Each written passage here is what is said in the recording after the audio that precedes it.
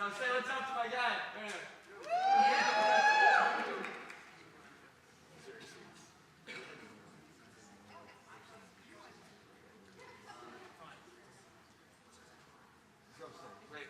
do you want to rip elevator or do you want to just stay?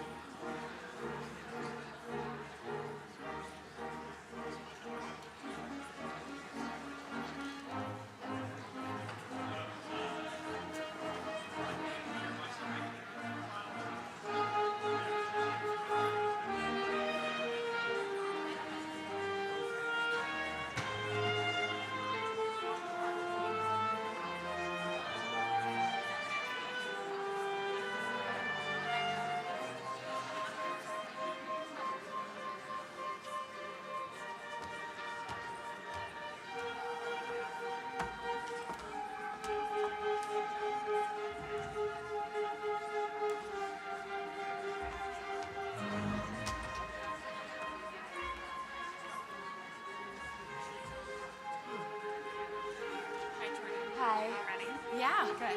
Yeah. So yours is here. Yep. I'm gonna put yours here so it's Okay, I'm just gonna take the paper clip off now. Go right ahead. I will not touch it. Perfect. I'm gonna ask Dr. DeSalvo I know, I wasn't sure what chair where to he sit wants in. to sit. Yeah. I will ask him. I'm gonna probably sit here though, 'cause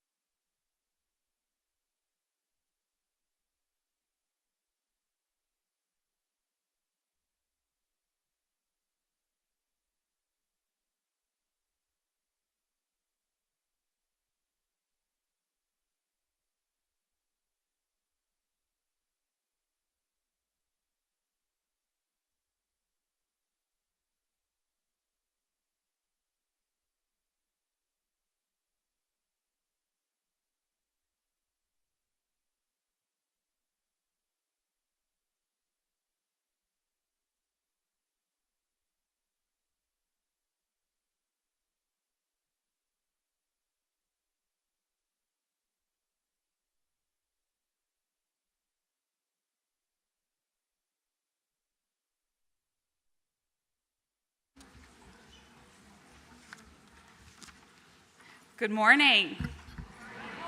Yay, thank you. Can I have one more big good morning?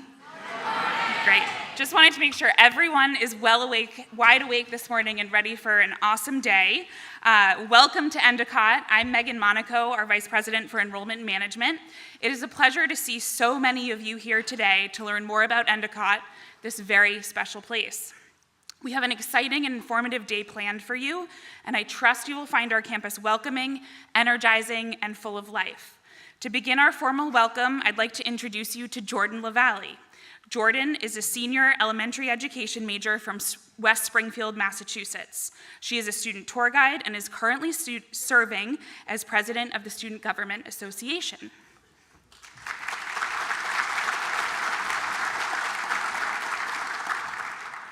Good morning, everyone. I'm so honored to be speaking to you all today and to be able to share with you my incredible experience here at Endicott.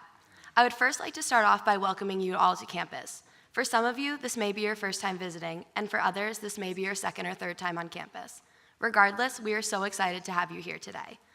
What you are about to experience today is ultimately going to help to lead you in making one of life's greatest decisions, where you're going to attend college. Endicott is somewhere that I hold near and dear to my heart. This is a place that I refer to as my second home. The people that I have met here have become my family, and the professors that I've had have helped to support me along my journey. Endicott is the place that houses some of my most cherished memories, and if you decide to make Endicott your second home, I believe that you will have a similar experience to the one that I'm currently having. 4 very short years ago, I was in the exact same position as all of you are in right now, in the midst of making a life-changing decision of where I was going to spend my next 4 years. This shouldn't be a decision that you take lightly.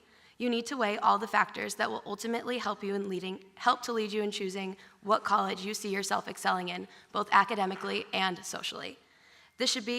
You should consider the class sizes, a school that values your major and provides you with the necessary supports in order for you to succeed, and somewhere that has clubs and organizations that you will find yourself eventually belonging to.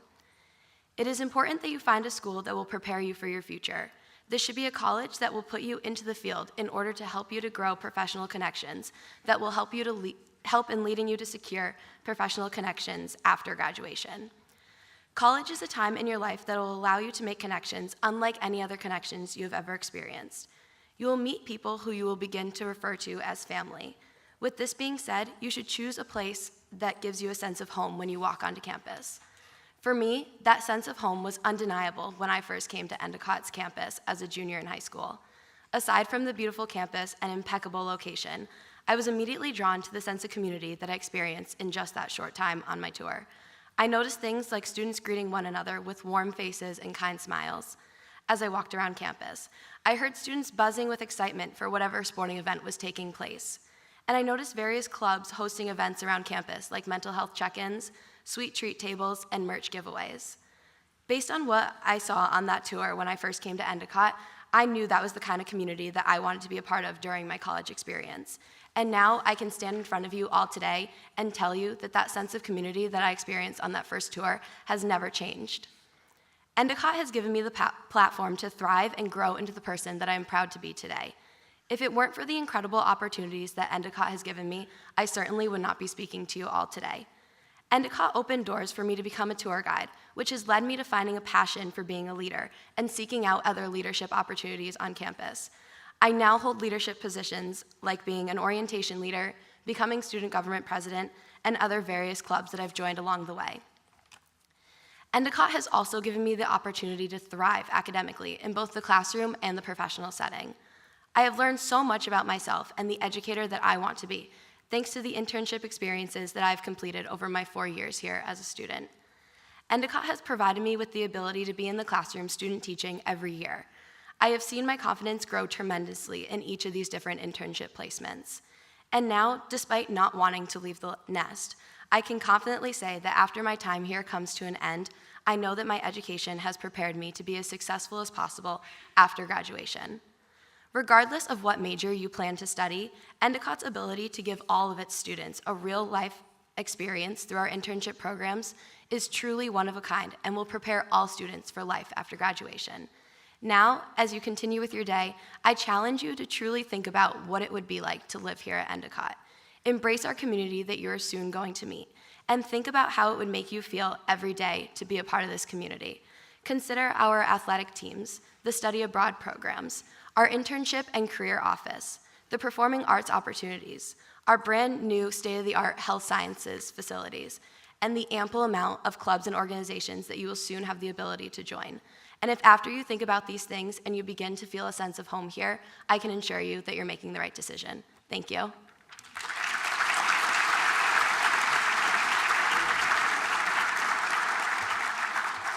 Thank you, Jordan. And now I'd like to introduce you to our president, Dr. Stephen DeSalvo, a higher education leader with a track record of transformative success at multiple U.S. colleges and universities. Drawing upon his wealth of executive experience, he has stewarded major initiatives at Endicott, including the construction of the new residence hall, Venuti Hall, and the state-of-the-art Cummings School of Nursing and Health Sciences building. Endicott's first comprehensive fundraising campaign, Spread Your Wings, a visionary strategic plan, Sail Beyond the Shore, and a commitment to belonging on campus. Since relocating to Boston's North Shore, Dr. DeSalvo has served on the boards of the New England Council, Life Science Consortium of the North Shore, the Commonwealth Coast Athletics Conference, and Cummings Foundation. Additionally, he serves as chair of the Association of Independent Colleges and Universities of Massachusetts.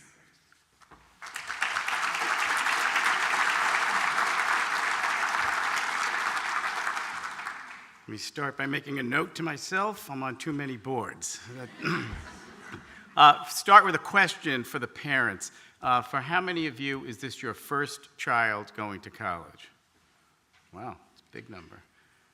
And for how many of you is this your last child going to college? And that hand went up very, very quickly. I've been there, 3 children who have graduated from college. I understand what this process is like.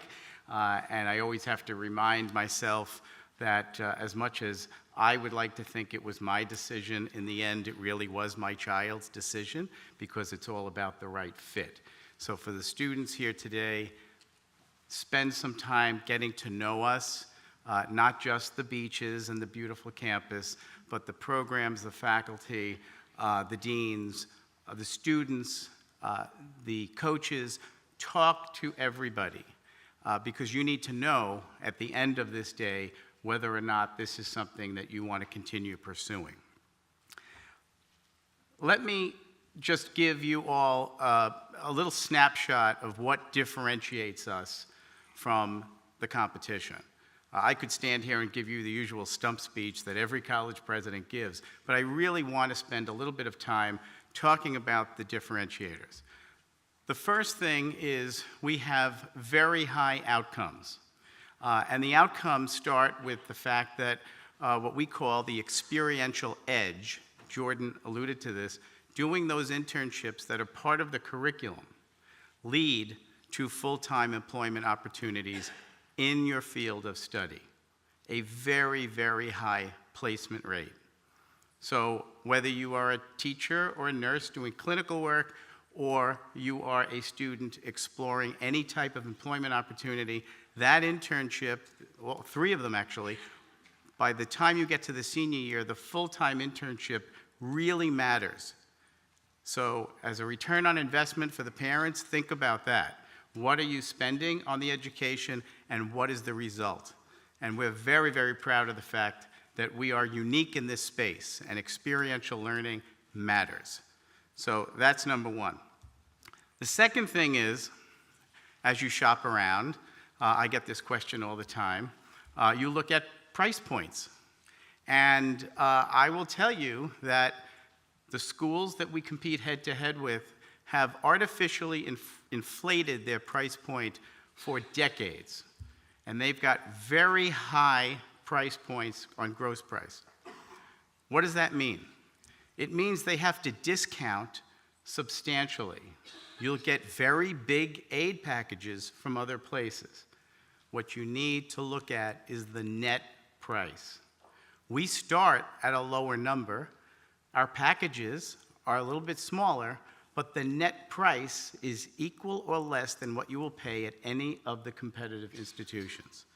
So as you go through this process, focus on net price. the end of the day, we don't want you to carry a lot of debt out of Endicott. We want you to be able to pay it back, and we have one of the lowest default rates on student loans, which is hovering right around 2% of the total population. So, net price really matters. Another differentiator is that we have a business model unlike most schools. So think about undergraduate tuition. We can run this institution very well with undergraduate tuition, but we also have thriving graduate programs. Many of our students stay on for a 5th year or return to do a master's or a doctorate. But beyond that, we have auxiliary revenue that comes in from things like weddings. So we have 2 beautiful facilities on the ocean. Last year, between April and October, here at Endicott, we hosted 137 weddings. Every time I see a wedding, I smile, because I know that is going to help us on the bottom line, and we can reinvest that into what you see here on campus. So when you drove in and you looked ahead and you said, wow, that's a beautiful quad with some brand new buildings, everything you see in the center of campus is less than 5 years old. The Wax Academic Building, this building, Hempstead Commons, the Cummings School of Nursing and Health Sciences, the quad, where you will spend some time later. That's all new space. We spent $100 million in academic infrastructure alone.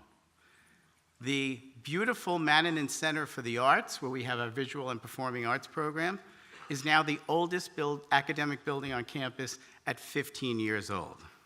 So we are investing back into infrastructure, into programmatic growth, and into what we call a thriving institution. I had a board meeting yesterday, which was fascinating because we sat around a table and talked about where the future is for Endicott and where we want to invest for the future. And one board member raised his hand and said, I think most schools are talking about how to survive. We're talking about how we are thriving and growing. It's a good place for us to be, and it's a good community to be part of. Jordan also mentioned studying abroad. Last spring, we had 72 students studying at different sites, but primarily at our 3 big partners. Madrid, where we have our own campus, Cork, Ireland, where we have a partnership, and Florence University of the Arts in Italy. This fall, we have 168 studying abroad, and we now have over 200 applications for the coming spring. That's also part of what we want to do, have the global experience, and not only studying, but also doing those internships abroad. You don't have to do them right here. You can do them anywhere in the world. That is the beauty of this model as well. So the global experience matters, and we help facilitate that for you, and many of our students, as you can tell, have taken advantage of that. And then, of course, I would be remiss if I didn't mention athletics. If you look at the success of Endicott athletics over the past decade, we have had tremendous growth in every way you can measure it. Last year, we won 12 out of the 20 conference championships. We had our dance team won a national championship. A young woman on our equestrian team, competing against 300 riders, won a national championship. We had a baseball team that went to the World Series for the 2nd consecutive year. 2 years ago, we had a men's hockey team that went to the Frozen Four, which we hosted on this campus. And for the past month, we've had a top 10 football team. These are successes that you don't see at most institutions. Maybe one of those things happens, but not 7. And we are thriving on the athletic side. And I was in a meeting with the president of the NCAA last week, and I said, 3 things happen. We hire and retain great coaches. They go out and they recruit and retain great players. And the institution invests in the infrastructure, whether that's turf fields or scoreboards or locker rooms. We want you to be successful here. So today is about asking questions. It's about feeling if this is the right fit for you. I would encourage you to stop anybody on campus, any student, faculty, staff member, coach, ask them any question you want, because you want to get that real answer about what's going on. We also have this little secret I'll share with you. This is a place where the faculty and the administration get along. We don't fight with each other. We all work towards the same goal, which is to do the best to serve our students. It's a great place to be. So I'll end with this, because this is a process that takes a good amount of time. And I've used this analogy for years, and I think most people would say it's something they remember. I believe that choosing a college is a lot like dating, because it starts when you send us a love letter and tell us you want to get to know us better. And then we send you a note back and we say, we'd like to get to know you too. And then we do what everybody does. We start checking each other out, right? We look at your social media. You're checking out our website. Is this the right place for me? And then we get to the point where we invite you over the house to meet the rest of the family. And that's what today is. Meet the rest of the family. And it all seems pretty good, except for one thing. We know you're seeing other people.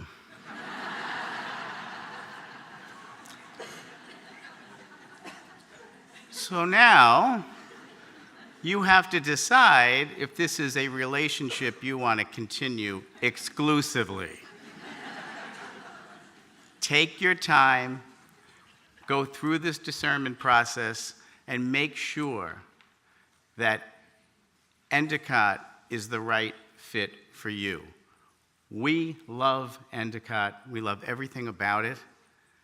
And if you decide this is the place for you, we will do everything in our power to help you succeed. Thank you very much.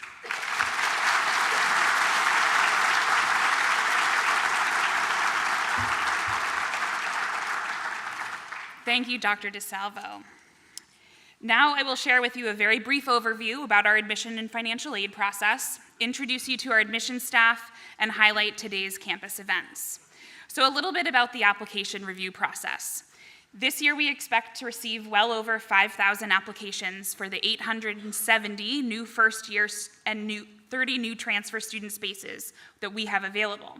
Currently our applications are tracking well ahead of last year, so now is the time to apply. Some important information that you should be aware of. First and foremost, if you take anything away from what I tell you this morning, we are not members of the Common Application. You are going to have to go on our website and submit our own application for admission. You do it right on the website. In addition to the application, you'll also submit your essay, which can be a Common App essay, your high school transcript, letter of recommendation, and first marking period grades of your senior year are required depending on which application decision plan you choose. Test scores, either SAT or ACT, are completely optional in our admission process. We adopted a test optional policy over 10 years ago, and we are committed to remaining test optional. Just a note about the test scores, prior to the pandemic, we saw about 75% of students submit SAT or ACT scores, 25% didn't, and that has flipped post-pandemic. We're only seeing about a quarter of our applications submit their test scores, just so you're aware. We offer a few different admission decision plans, which you can see listed on the screen behind me. Coming up on November 1st, we have both our early decision and early action decision plans. A note about early decision: this decision plan is a binding agreement that if you apply and are offered admission to Endicott, you will withdraw your applications from other institutions and you will enroll at Endicott. Applicants to the Cumming School of Nursing and Health Sciences should apply in the early decision or early action decision plans for full consideration to the nursing program. December 15th, early action 2, and February 1st are the regular decision deadline. Documents submitted that are due on that deadline are just those that you, the applicant, submit. So your application, your essay, and your fee. All of the other supporting documents that are likely coming by your high school can come later on. That's what the document deadline is on that slide there. And then you can see the decision notification date, which is the latest you should expect to receive a decision. We try to get them out well before that date. Our admission staff is available for you today if you have any questions about which decision plan might be the best for you to choose from. So Dr. DeSalvo mentioned a little bit about tuition and financial aid. So you can see our total costs, tuition, housing, and meals here on the slide for the current academic year. We do expect to increase our costs. This will happen every year on an annual basis of about 3% average, depending on the year. But I do want to make mention that 95% of our students here at Endicott receive some form of financial aid. So there's a very small percentage of students that pay that full amount each year. All students are considered for a merit-based scholarship at the time of admission. So if you qualify, you're offered admission, you will receive a merit scholarship within your notification of admission. Anything that's offered additionally would be through the need-based financial aid process. All students are required that are applying for need-based financial aid are required to submit the free application for federal student aid, the FAFSA, and this will allow us, if you do this simultaneously to applying for admission, this will allow us to get you a package quickly thereafter your offer of admission. A note about the FAFSA. I know it's a very hot topic. It will open, hopefully, for all of you on December 1st. I encourage you to submit that as soon after December 1st as you can. And I'm very hopeful that we will be receiving your documents quickly thereafter. If there is another delay this year, we will be in a position to offer students estimated aid packages, and we will send you notification on all of that. We over-communicate about financial aid, so bear with us as we go through that process. Here at Endicott, we have made a concerted effort to keep our costs as reasonable as possible. As Dr. DeSalvo mentioned, is lower than most other similar institutions, and I encourage you to view your college tuition costs as an investment you are making toward your future.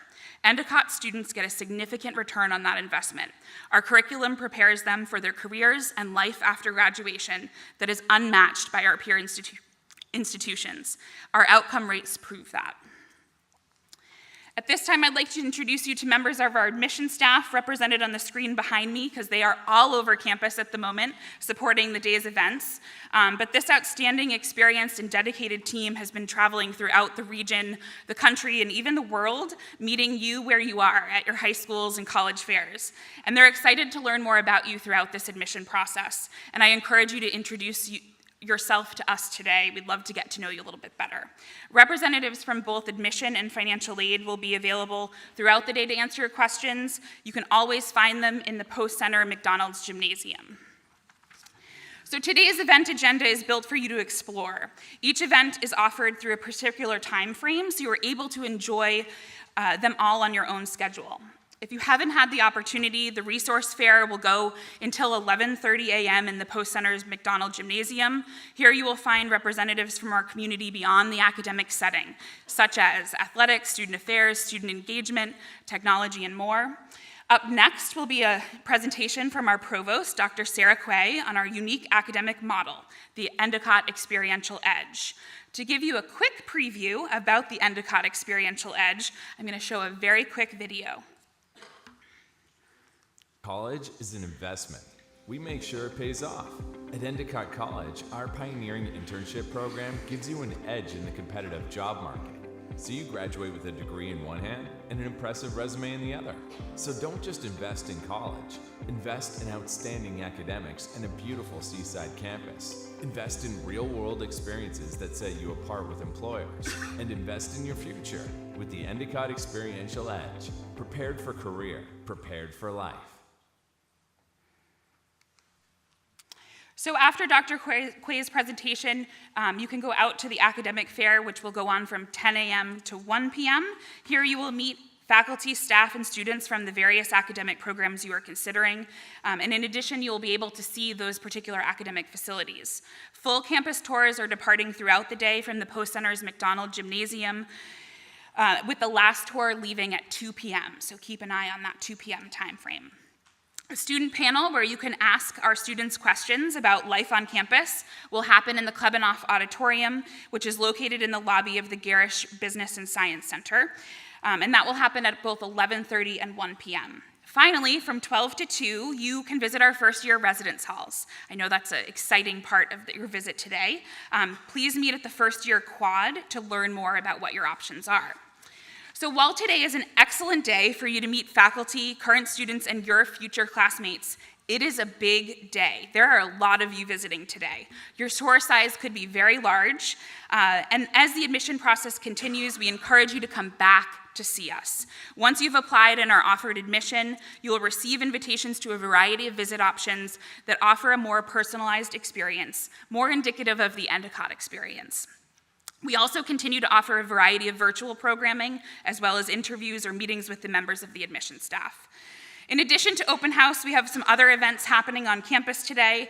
Athletic events are women's soccer at noon, women's volleyball at 3, men's soccer at 3, women's rugby plays tonight at 6, and then we have a variety of teams that are also competing on the road. I want to make mention to women's tennis, who's competing in the Conference of New England's championship today. On the back of the agenda, you will also notice the outstanding art exhibits displayed in the Mannanen Center for the Arts, and I encourage you to spend some time there to visit these different exhibits. So at this time, I'm going to encourage you to stay right here in the Cleary Lecture Hall to learn more about our unique academic model, the Endicott Experiential Edge with Dr. Quay. This will begin promptly at 10:15, or you are also welcome to continue your day at other events.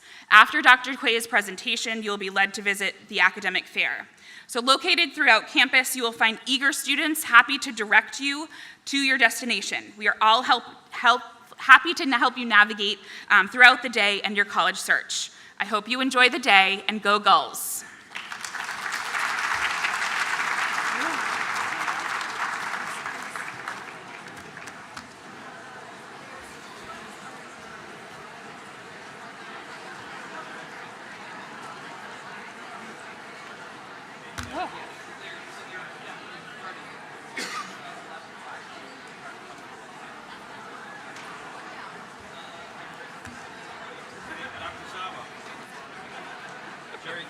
Jerry, how are you, sir? I see you at St. A's. How are you? How's the transition here? Pretty good? Yeah, 6. Yeah, I'm here. My girlfriend is nice work. This is bigger. This is different to me. St. A's got so stoic. I'm sorry. I'm an alma mater. You were doing a great job. I know, and I hit a wall because they didn't want to. Okay, don't even. They didn't want to start graduate program. I have 18 and 19,000 revenue. I was My property. We were on them. I would tell you what. It's funny what you said. I know that I was. And I'm going to put them right in here. I wouldn't say that.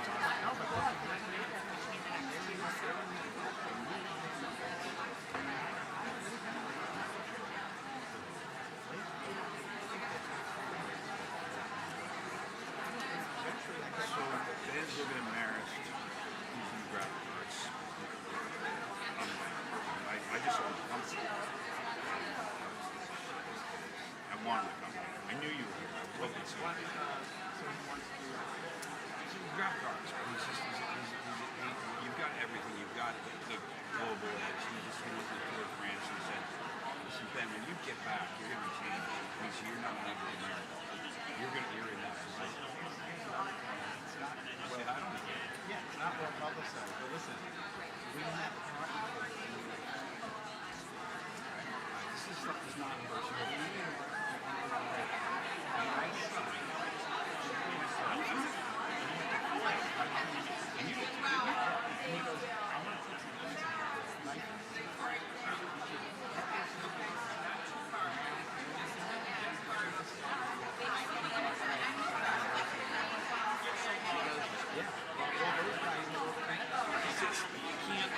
You should tell that on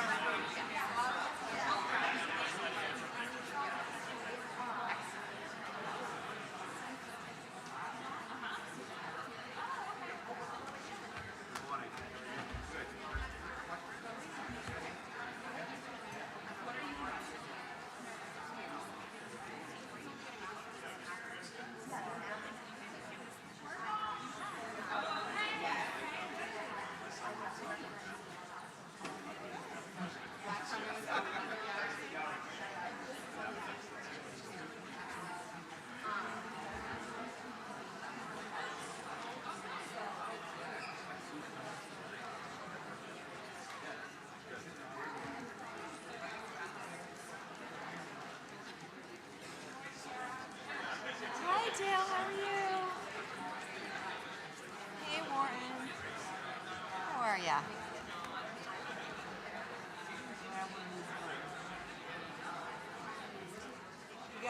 You both had some good,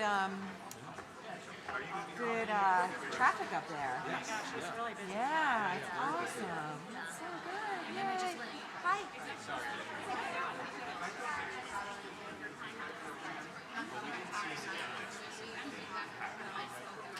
So I didn't know if you were going to address it in your presentation or if that's something.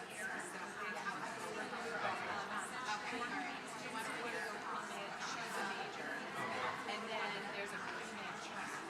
If you go to the School of Science and Technology, the dean there, Dean is, and actually a lot of students who are she'll choose a major and then do like All right, thank you very much. yeah, so that's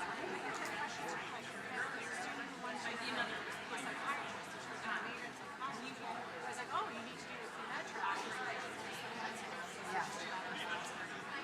That's fascinating. Yeah, that's great. That's great. So we'll just kind of do what we last year, kind of run through the slides. I think it's almost you can sit there or there. Sure. Yeah, yeah. And we'll just see.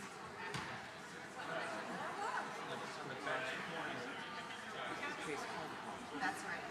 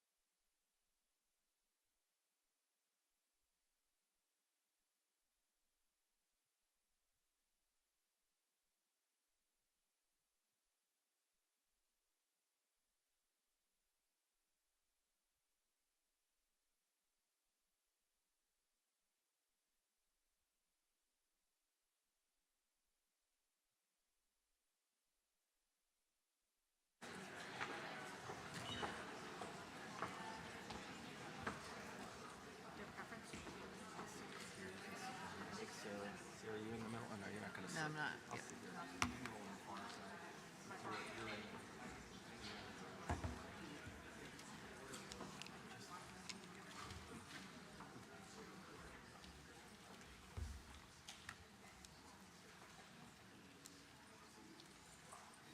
Everyone's getting so quiet. I'm gonna give people like another minute or so, and then we'll start.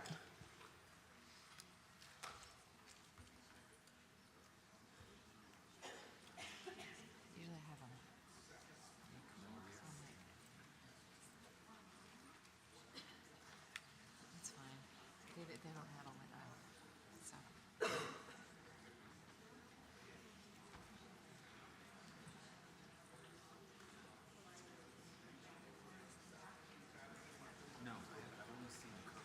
It's nice because the light comes through with when those doors are open. So.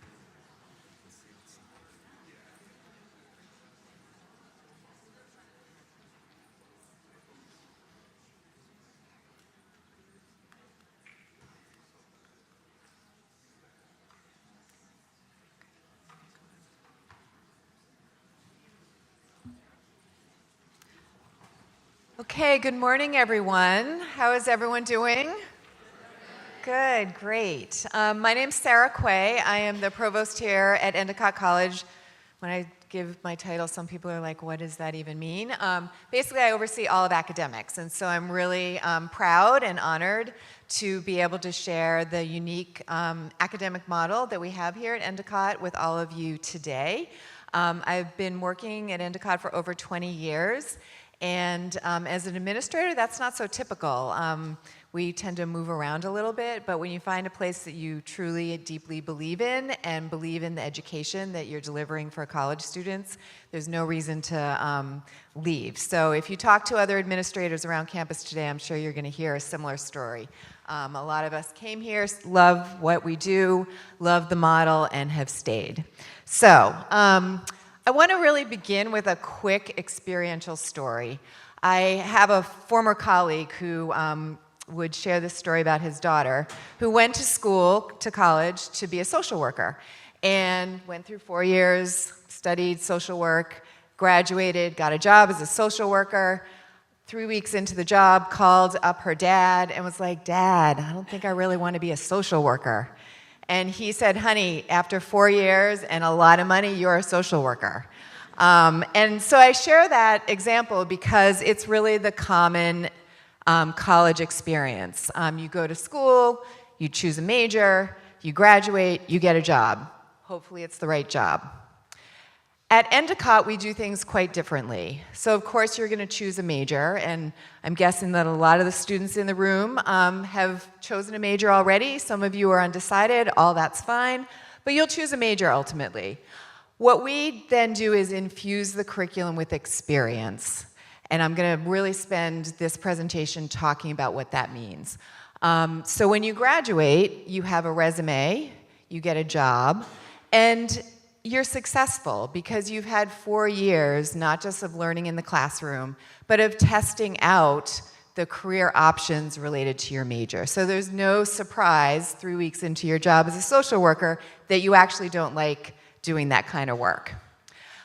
So today's presentation is going to answer this question: what is the Endicott Experiential Edge? And it's worth noting that we didn't just come up with this tagline. Experience is really in Endicott's DNA. This is a quote from our very first college catalog in 1939, where the founders of this college really believed that experience had to be woven into learning. So experience should be woven into learning. Since 1939, we have required all students to complete an internship, a practice that I'm going to spend a good amount of time on today. But really from our founding, this is what we believe, that you learn in the classroom and you learn through experience. So what we mean by the experiential edge: as I said, you're going to declare a major. You might add a minor, you might add a micro-credential, which is like a little mini minor, about 3 courses. We have general education requirements to make sure that our students are well-rounded in the liberal arts. There's free electives, living learning communities, opportunities where you can choose to live in a residence hall with students who you also take a class with. So lots of academic, classroom-focused opportunities here, just as you would expect. But what we add here at Endicott are structured real-world experiences. And so this slide sort of puts those different experiences, because there are many, into several buckets. All of our students, you heard Dr. DeSalvo and Jordan, the student speaker, talk about this, are required to complete 3 internships. Career exploration begins first semester of freshman year. Every student at Endicott completes a senior project unique to their major and their area of interest. We deeply believe in the importance of studying away or interning away. Most of our students study or intern away overseas, but we also have opportunities right here in the United States to study outside of Beverly. And then finally, we have numerous innovative academic opportunities that are open to students across the campus regardless of major. So I'm going to dig into these a little bit, starting with the internship edge, which is really what Endicott College is known for.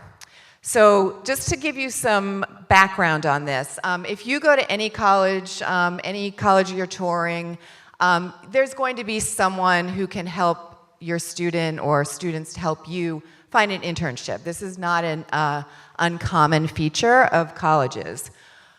What's different at Endicott is not only that we've been doing the internship program since 1939 and our founding, but we have many deeply invested resources to support our students through these 3 internship experiences. We have 11 full-time internship faculty that are housed in each of the academic schools. Their job is to work with each of the students to help them, not place them in an internship, but to help them find an internship. And I'll tell you how that works in a second. We have years of searchable databases where students who've come to Endicott from all over the country and the globe have documented where they've done an internship. This is a resource that helps you as new students figure out, ooh, there might be a connection at this industry-based site in my town or my neighborhood. And then finally, our internship program has academic credit and assignments. So it's in the curriculum, it's part of the curriculum. It's not an office kind of off to the side where you can do an internship and put it on your resume. I do want to note, because I'm guessing we have some students in the audience interested in nursing or education, athletic training, that I'm using the term internship broadly. It includes clinicals, student teaching experiences, and such, but we tend to use the shorthand of internship to refer to all of those kinds of experiences. So 3 internships. The first one will be freshman year, the second one will be sophomore year, and then we have a senior internship. The first 2 internships are really exploratory, and you can see from this graph that starting in the fall, so if students, just think about this, if you're to come to Endicott, right away in the fall, you're going to be taking a pre-internship class with one of those internship faculty members. As I said, we don't place students in internship. What we do is say, who's in your network? Who's in your family's network? Who's in your friend's network? How can you use that network? Think about this for the parents when you're job hunting. Like, your network is very important. So students are mentored through developing their network, reaching out to their network, and finding that first internship experience. It's very exploratory. If my friend's daughter had done a first internship in a social work sort of setting, she might have kind of regrouped and found a slightly different path. So it can be in the major, it can be outside the major. It's about 3 weeks long. Some students do the short internship in January, others do it in the summer. It really depends on the individual. But when the internship is done, and this is the academic piece, students will write a paper, a reflective paper. They'll meet with their faculty advisor, talk about the internship experience, what they learned. and brainstorm and set goals for their next internship experience. So that's for freshman year, and then it repeats again sophomore year. So 2 exploratory, like, let me figure out what this major is all about, let me figure out what this career path is all about, and begin to chart my path through it.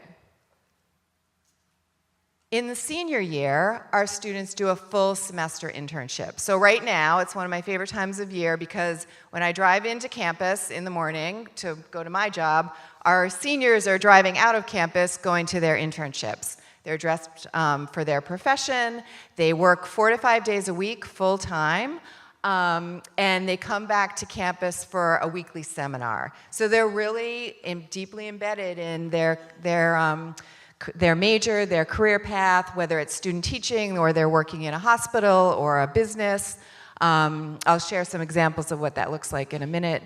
But they come back to campus for a weekly seminar taught by an Endicott College professor, and this is really important, again, that academic piece. Because you can go out and do an internship and work full-time, but you need to be learning. You're still a college student. So that seminar is a chance to get feedback on navigating workplace culture. It's an opportunity to share maybe a challenge you're having, a success you're having, in a safe space with a college professor. The students also have a site supervisor for this semester internship embedded in the workplace. So it's really a triad between the site supervisor, the Endicott professor, and the student. But again, just like those pre-internship sessions, we don't send the students out unprepared. In the junior year, students take a 1-credit internship strategies class that helps them look for that internship, interview for that internship, make sure they're making the right choice for them in terms of that internship experience. Because a semester is a long time, and you're going to really want to make sure that you have set yourself up for success. In the spring of senior year, students come back, obviously full-time. They're taking classes again. We have an incredible career fair. They're networking, job searching, and a lot of our students, as the president said in the welcome, go on to a 5th-year master's program. So we couldn't do all of those internship experiences without amazing partners, and this is just a screenshot of last year's career fair and all of the different companies that Endicott partners with.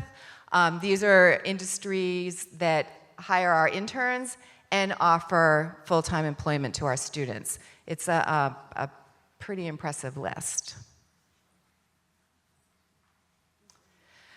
So the second part of the experiential edge I want to talk about is the global edge.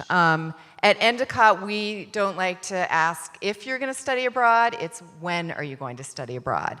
And I'm really proud of the fact that every major allows students to study abroad, including nursing. So anyone in the room who's interested in our nursing program and interested in studying abroad, that you're not going to find that at most colleges that have nursing programs. But our nursing program has set up the curriculum so that the students can study abroad for a full semester. I just want to emphasize 2 important partnerships that we have. One is with the College for International Studies, CIS, in Madrid, Spain. This is actually a college that's accredited by Endicott. And so the students in Spain who are going through that program graduate with an Endicott degree.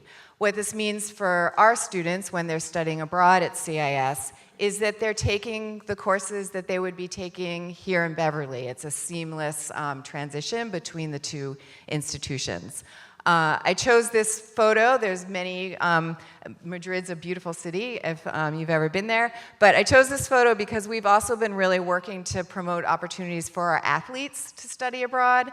And so anyone who follows the sport world, you'll know that Spain has a lot of excellent professional sport teams, and our students have been fortunate enough to work out with some of those teams, to partner with some of those teams, and so we really want to make it clear that athletes, too, have the opportunity to study abroad. The other deep partnership that we have is in Cork, Ireland, with Munster Technological University, MTU. We have 2 residence halls at MTU where our students live. They're off campus. They don't have on-campus housing, but they're Endicott managed housing called, I think, Beverly and Salem Halls. I'm going to introduce the deans who are supporting me here in a second. And this is just an incredible partnership. The majors at MTU align beautifully with the majors offered by Endicott, and so a lot of our students choose, I think we have 47 going in the spring to MTU. I chose this photo because for the first time this summer, we had nursing students complete a 6-week internship at Mercy Hospital in Cork, Ireland.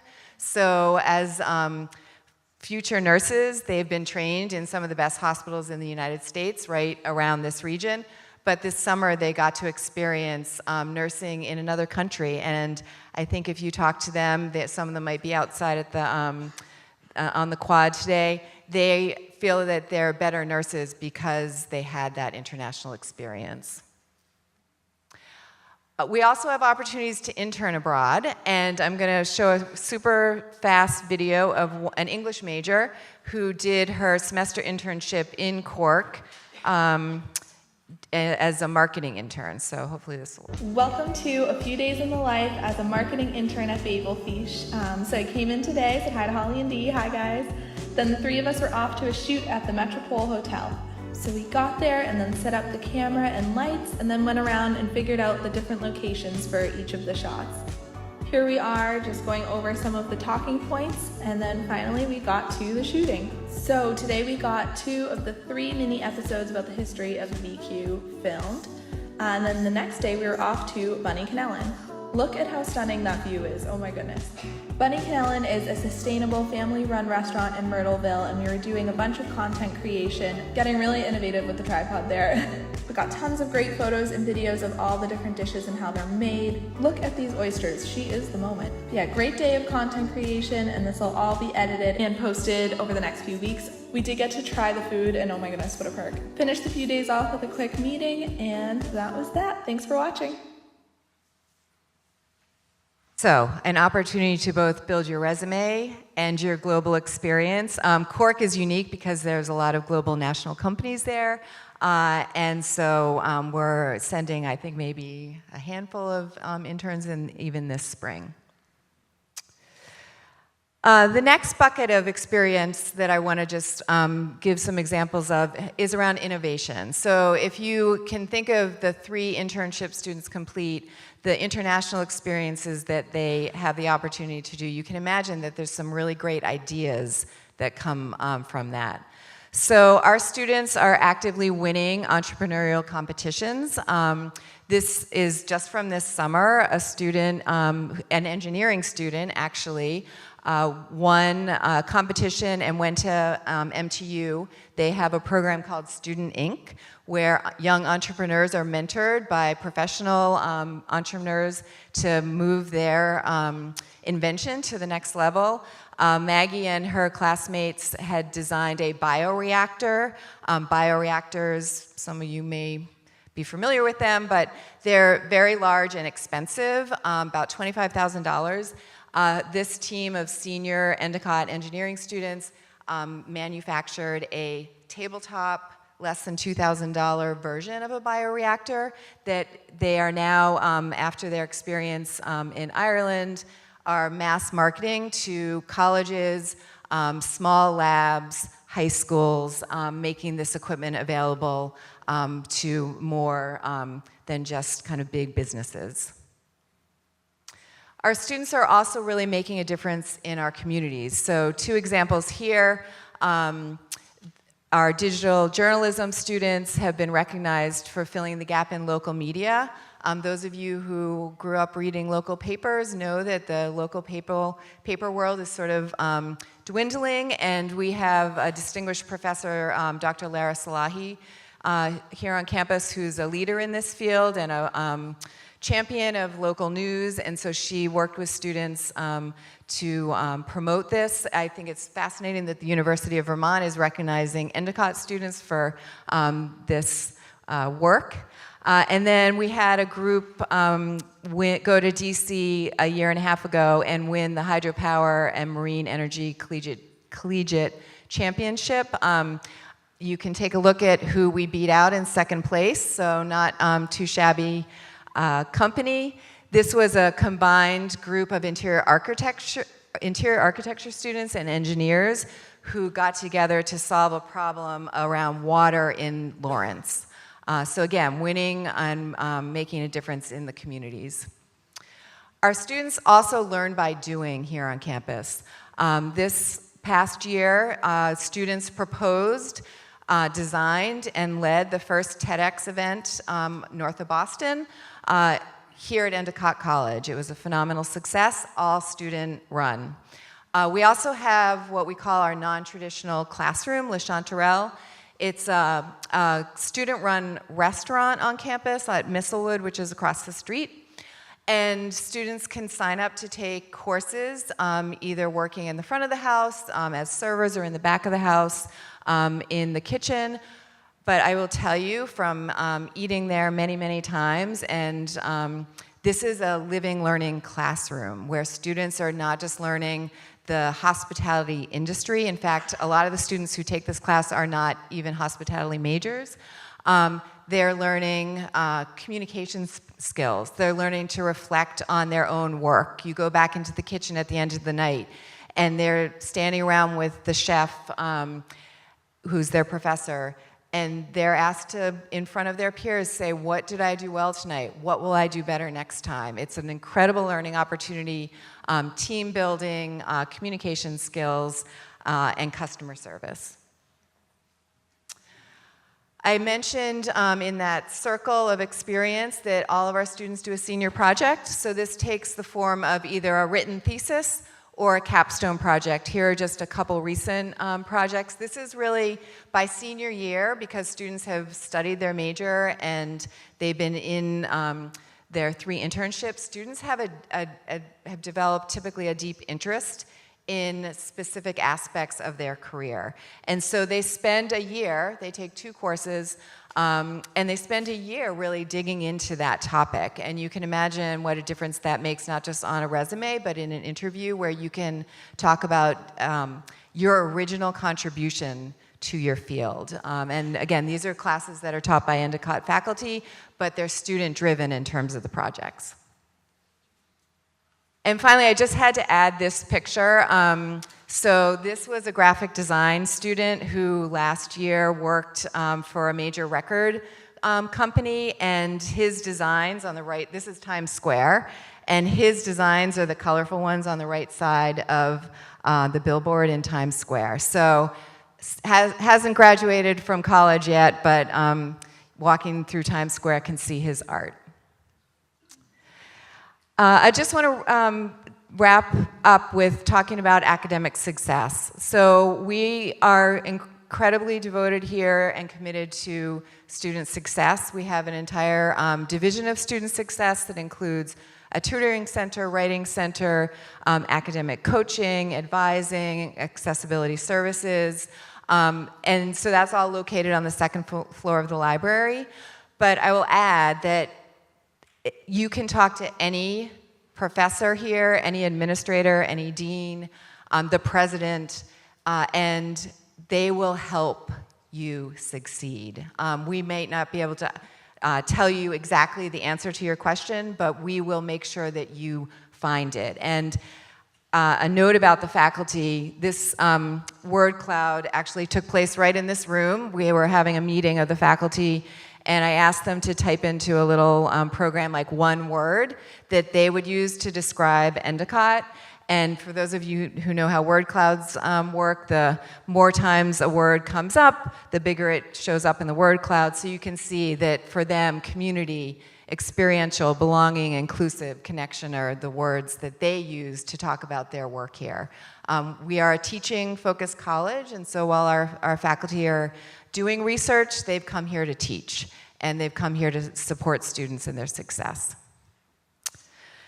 So my last slide before we open it up for questions, you can say, this sounds all great, Sarah. Thank you so much for the presentation. I'm really interested, but does it work? And so I leave you with this slide. So these are our career outcomes for the class of 2023, but they're consistent over the past 10 years. So 99% of the class of 2023 is employed and or in graduate school. Some of our students are doing both. Actually, a number of our students do both. 95% are in a job directly related to their area of study at Endicott. So think back to my experiential story. That young woman actually didn't stay in social work. She went back to school and became a teacher. So she was not working in her area that she got her undergraduate degree in, but 95% of our students are. And then finally, because of the internship program and all of those connections and networks that our students are making over the 4 years that they're with us, 50% of the class of 2023 was offered a job from one of their internship sites. So you can hear the stories and the model, but I think the data tells the story best. So thank you so much. I'm here with my colleagues, Dean Dale McClellan from the Internship and Career Center and Dean Warren Jafarian from Study Abroad, and all three of us are happy to answer questions. I think we have a few minutes to do that, so I'll turn it over to the audience. Thank you. The gentleman in the hat.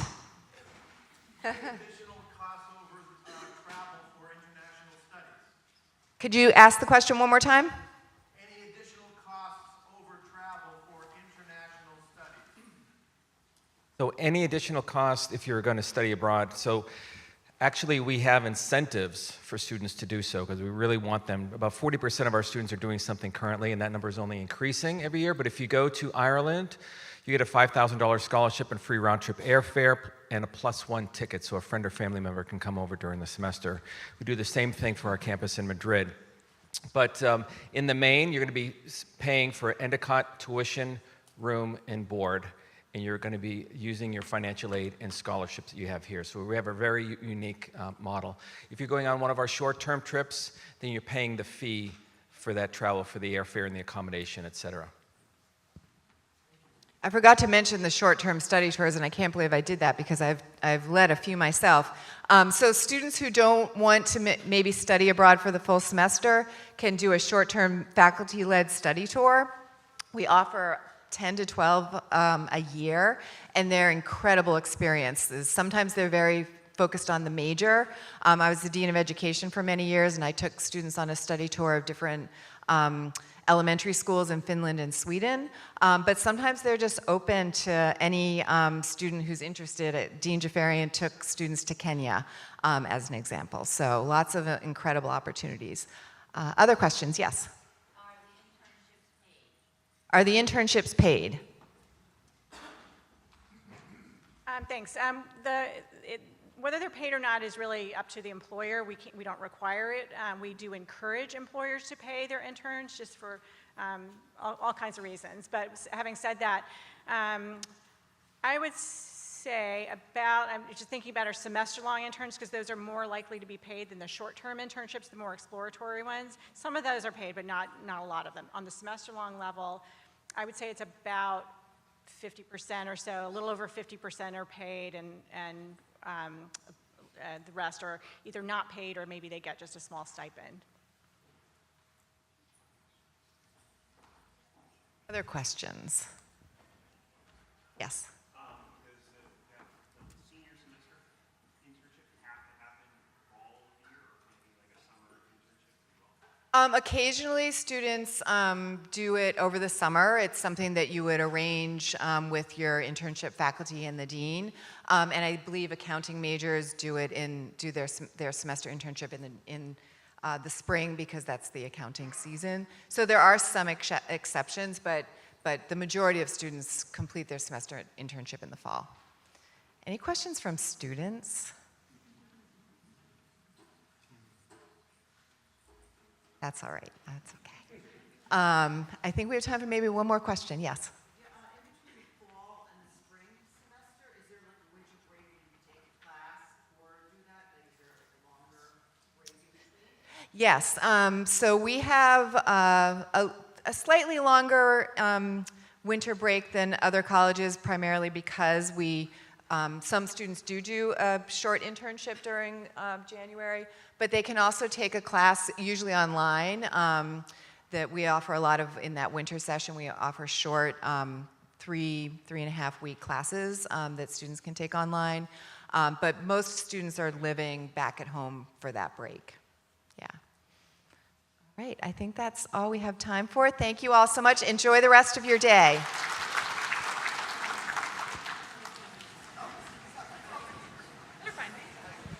So if you're not sure where you're headed, to the academic fair throughout the doors down here, right out onto the quad to meet all of our faculty and staff for your academic programs.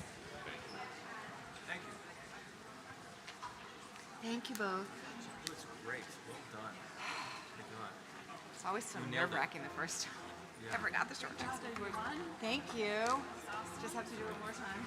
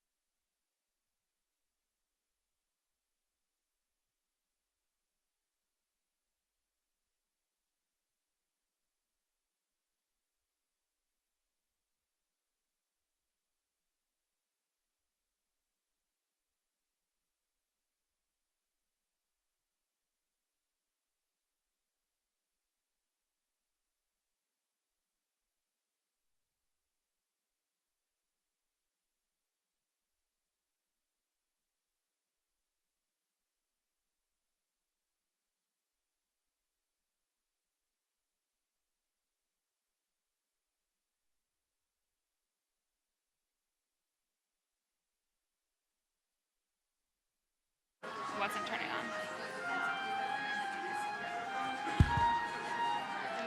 I'm just trying to read.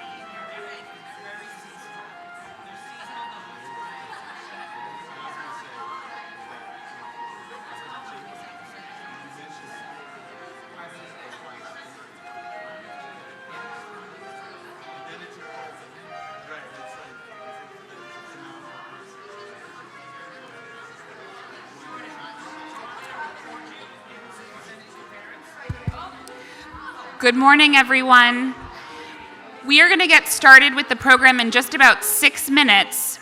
I just wanted to make a quick announcement. If you did not check in, you didn't receive your lanyard or your agenda, you can go out with Anna to check in for the program. She's waving in the back there, if you did not check in yet.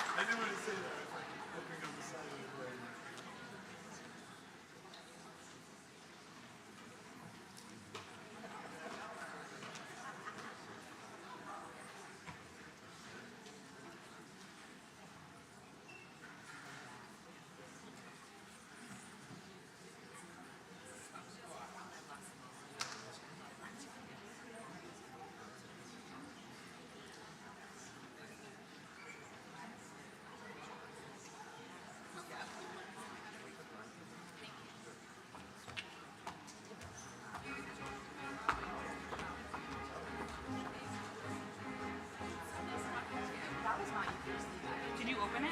Yeah.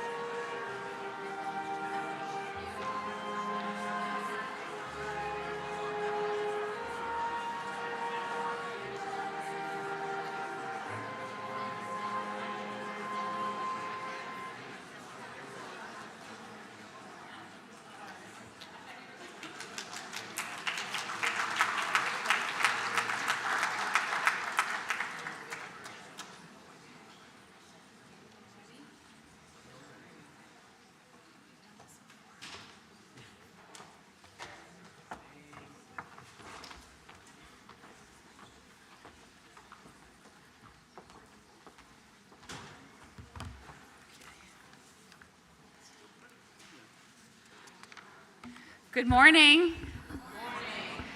Good morning. It feels like it should be good afternoon because we've actually done this session one time earlier today at 9:30. So this is our second welcome address of the day. So good morning, everybody, and welcome to Endicott.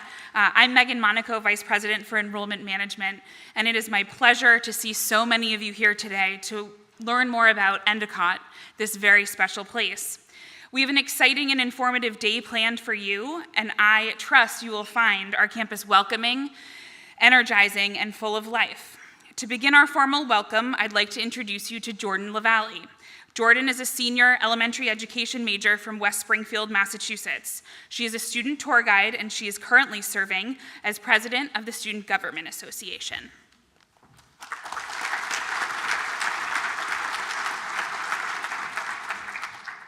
Good morning, everyone. I'm so honored to be speaking to you all today and to be able to share with you my incredible experience here at Endicott. I would first like to start off by welcoming you all to campus. For some of you, this may be your first time visiting, and for others, this may be your second or third time on campus. Regardless, we are so excited to have you here today. What you're about to experience today is ultimately going to help in leading you to making one of life's greatest decisions, where you will attend college. Endicott is somewhere that I hold near and dear to my heart. This is the place that I refer to as my second home. The people that I have met here have become my family, and the professors that I've had have supported me along my journey. Endicott is the place that houses some of my most cherished memories. And if you decide to make Endicott your second home, I believe that you will have a similar experience to the one that I am currently having. 4 very short years ago, I was sitting in the exact same spot that all of you are sitting right now, in the midst of making a life-changing decision of where I was going to spend my next 4 years. This shouldn't be a decision that is taken lightly. You need to weigh all the factors that will ultimately lead you to choosing the college that you see yourself excelling in, both academically and socially. This should include consideration to class size, a school that values your major and provides you with the necessary supports in order to succeed, and somewhere that has clubs and organizations that you will eventually find yourself belonging to.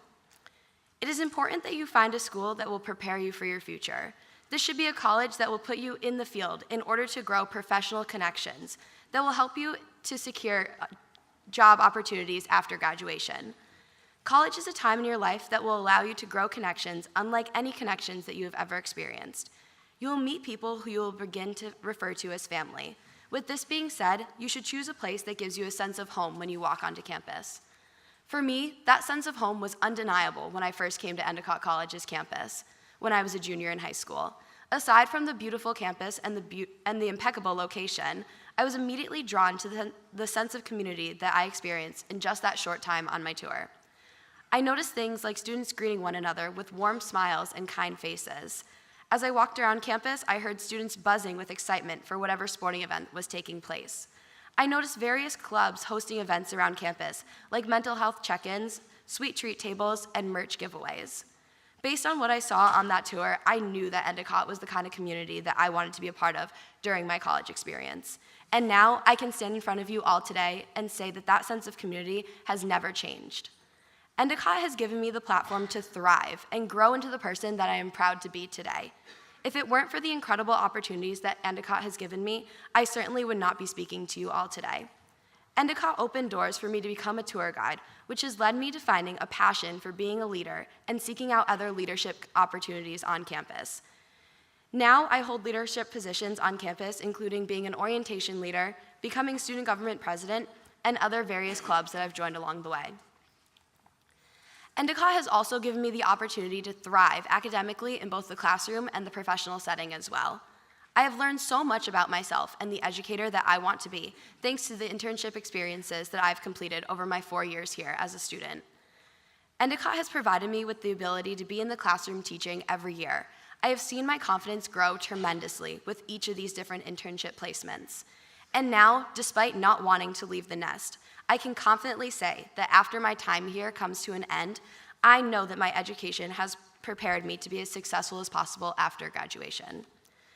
Regardless of what major you plan to study, Endicott's ability to give all of its students a real-world experience through our internship program is truly one of a kind and will prepare all students for life after graduation. Now, as you continue with your day, I challenge you to truly think about what it would be like to live here at Endicott. Embrace our community that you are soon going to meet, and think about what it would be like every day to be a part of this community. Consider our athletic teams, the study abroad programs, our internship and career offices, the performing arts opportunities, and our brand new state-of-the-art health sciences facility, and the ample amount of clubs and organizations that you will soon have the ability to get involved in. And if after you think about all these things and you begin to feel a sense of home here, I can assure you that you're making the right decision. Thank you.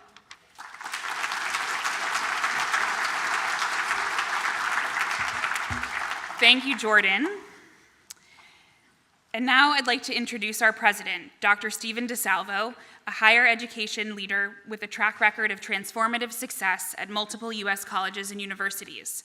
Drawing upon his wealth of executive experience, he has stewarded major initiatives at Endicott, including the construction of the new residence hall, Venuti Hall, and the state-of-the-art Cummings School of Nursing and Health Sciences building. Endicott's first comprehensive fundraising campaign, Spread Your Wings, a visionary strategic plan, Sail Beyond the Shore, and a commitment to belonging on campus. Since relocating to Boston's North Shore, Dr. DeSalvo has served on the boards of the New England Council, Life Science Consortium of the North Shore, Conference of New England, and the Cummings Foundation. Additionally, he serves as chair of the Association of Independent Colleges and Universities of Massachusetts.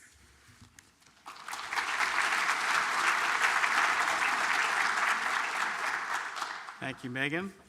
And Jordan, great job. Especially she has her mother sitting right here, so a lot of pressure there. You did a great job. I'll start with a question I like to ask to the parents. For how many of you is this your first child going to college? Wow, that's a lot. And for how many of you is this your last child going? And see how quickly that hand went up, like right away. Yeah. I'm the father of 3 who have gone to college. I know what it's like. I've sat in those seats and been through this process. And I know it can sometimes feel like a long, drawn-out process. We do our best to try to help you navigate the steps along the way and provide all the assistance. At the end of this, it really is the student's choice. And as a parent, I would like to think that I helped influence that decision, but it's about the fit. Do you feel like you belong here at Endicott? And it might be the academic program, and it might be the 3 beaches, and it might be the beautiful campus, but at the end of the day, there's something intangible. You walk around and you talk to people, and you feel like you belong here. And if you feel that, then you know that you continue on the road to getting admitted and attending.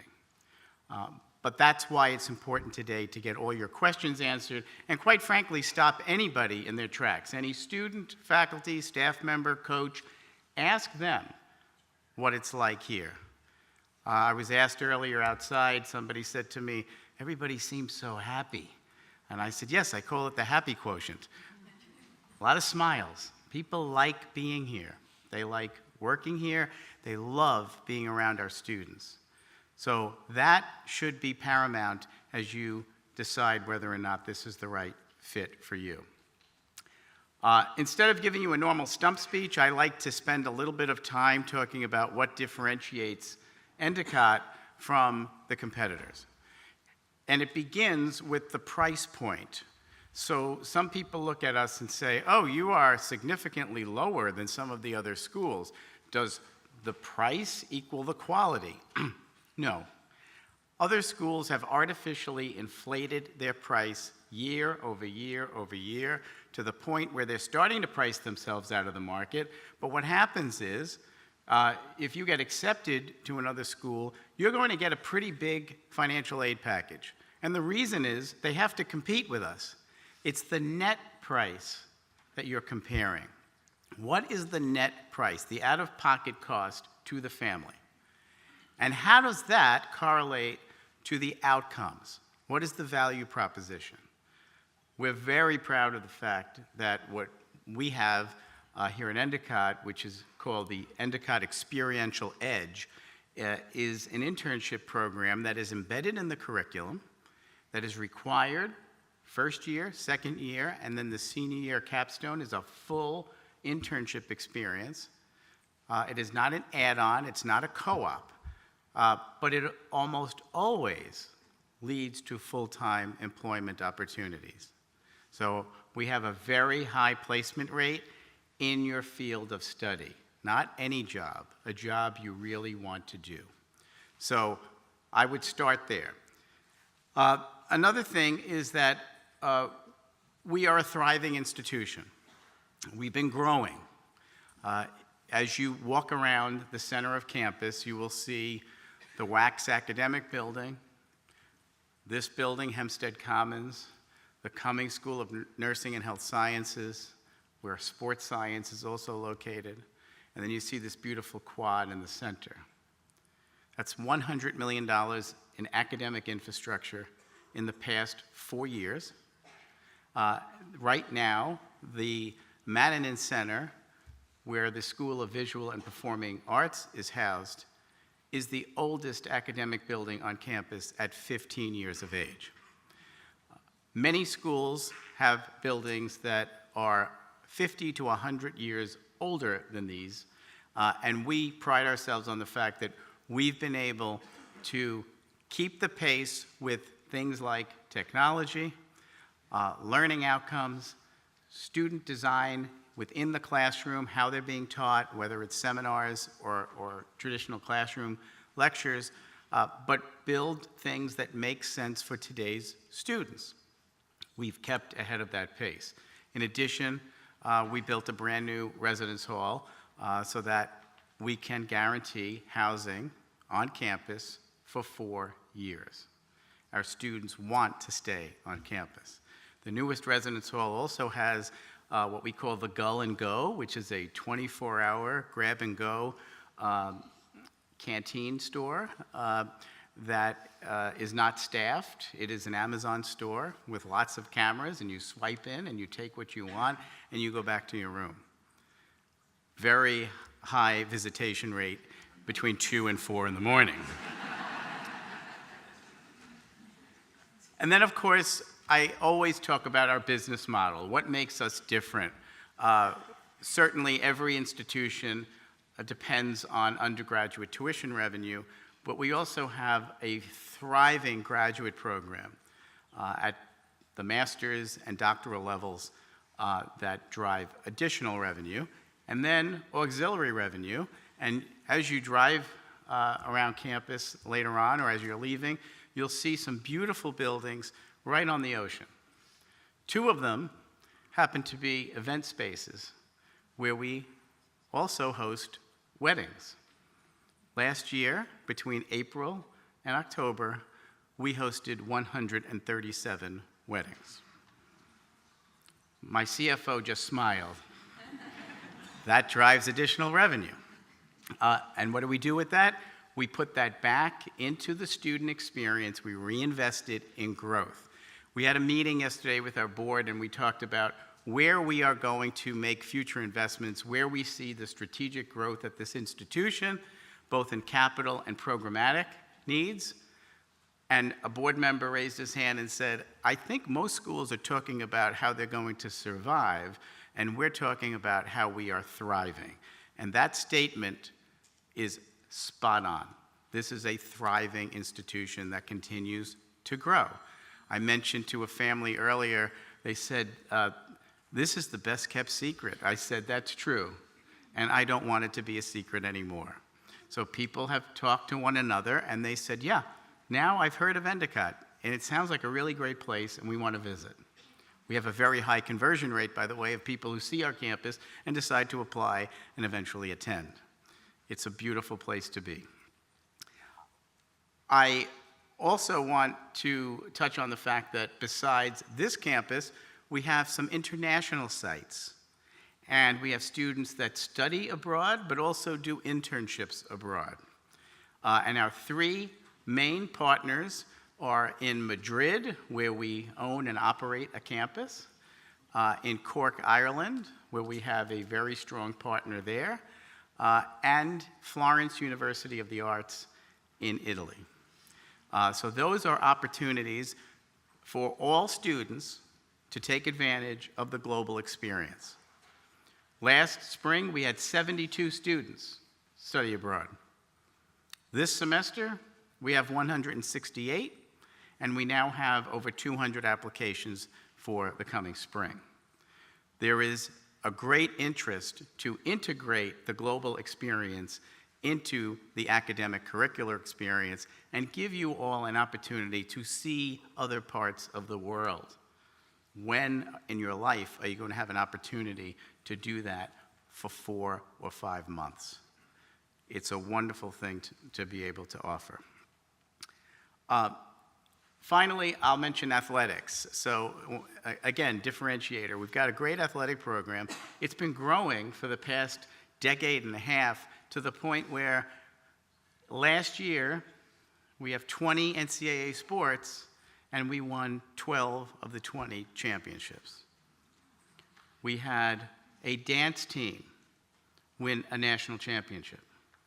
We had a woman equestrian rider who was up against 300 other competitors and won a national championship. Our baseball team went to the College World Series for the 2nd year in a row. Our hockey team 2 years ago in the Frozen Four, which we hosted on campus, there was a rink on campus, we hosted it here.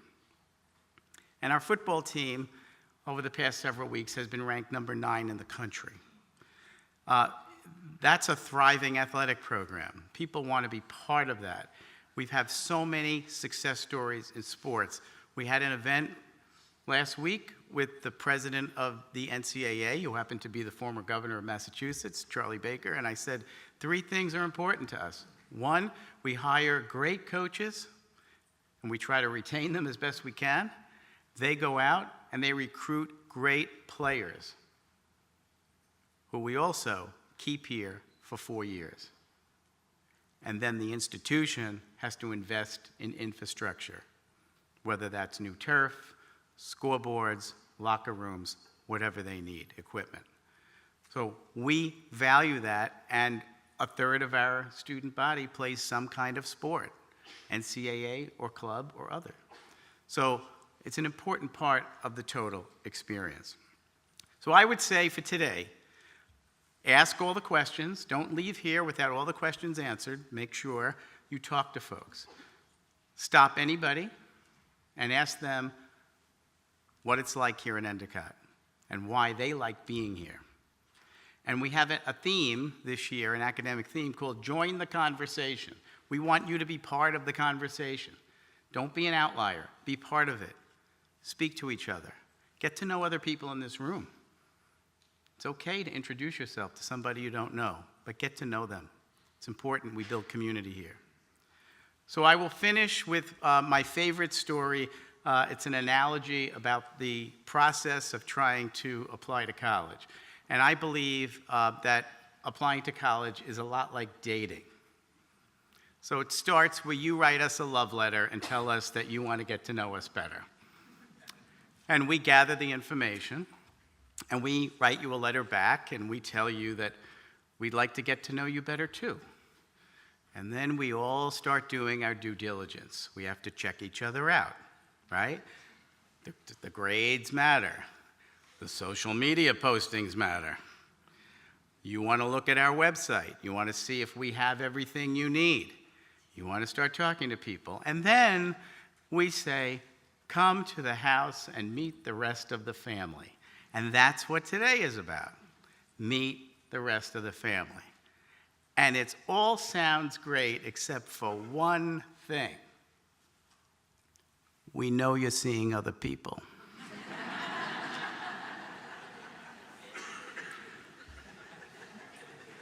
So we want to know, do you want a commitment or not? And if you want that commitment, then you have to take the next step in the process and fill out that application and make a decision as to whether or not Endicott is the right place for you, and Megan will walk you through those steps. I believe this is a wonderful place. I love being here. It's my 6th year as president. We've seen tremendous growth.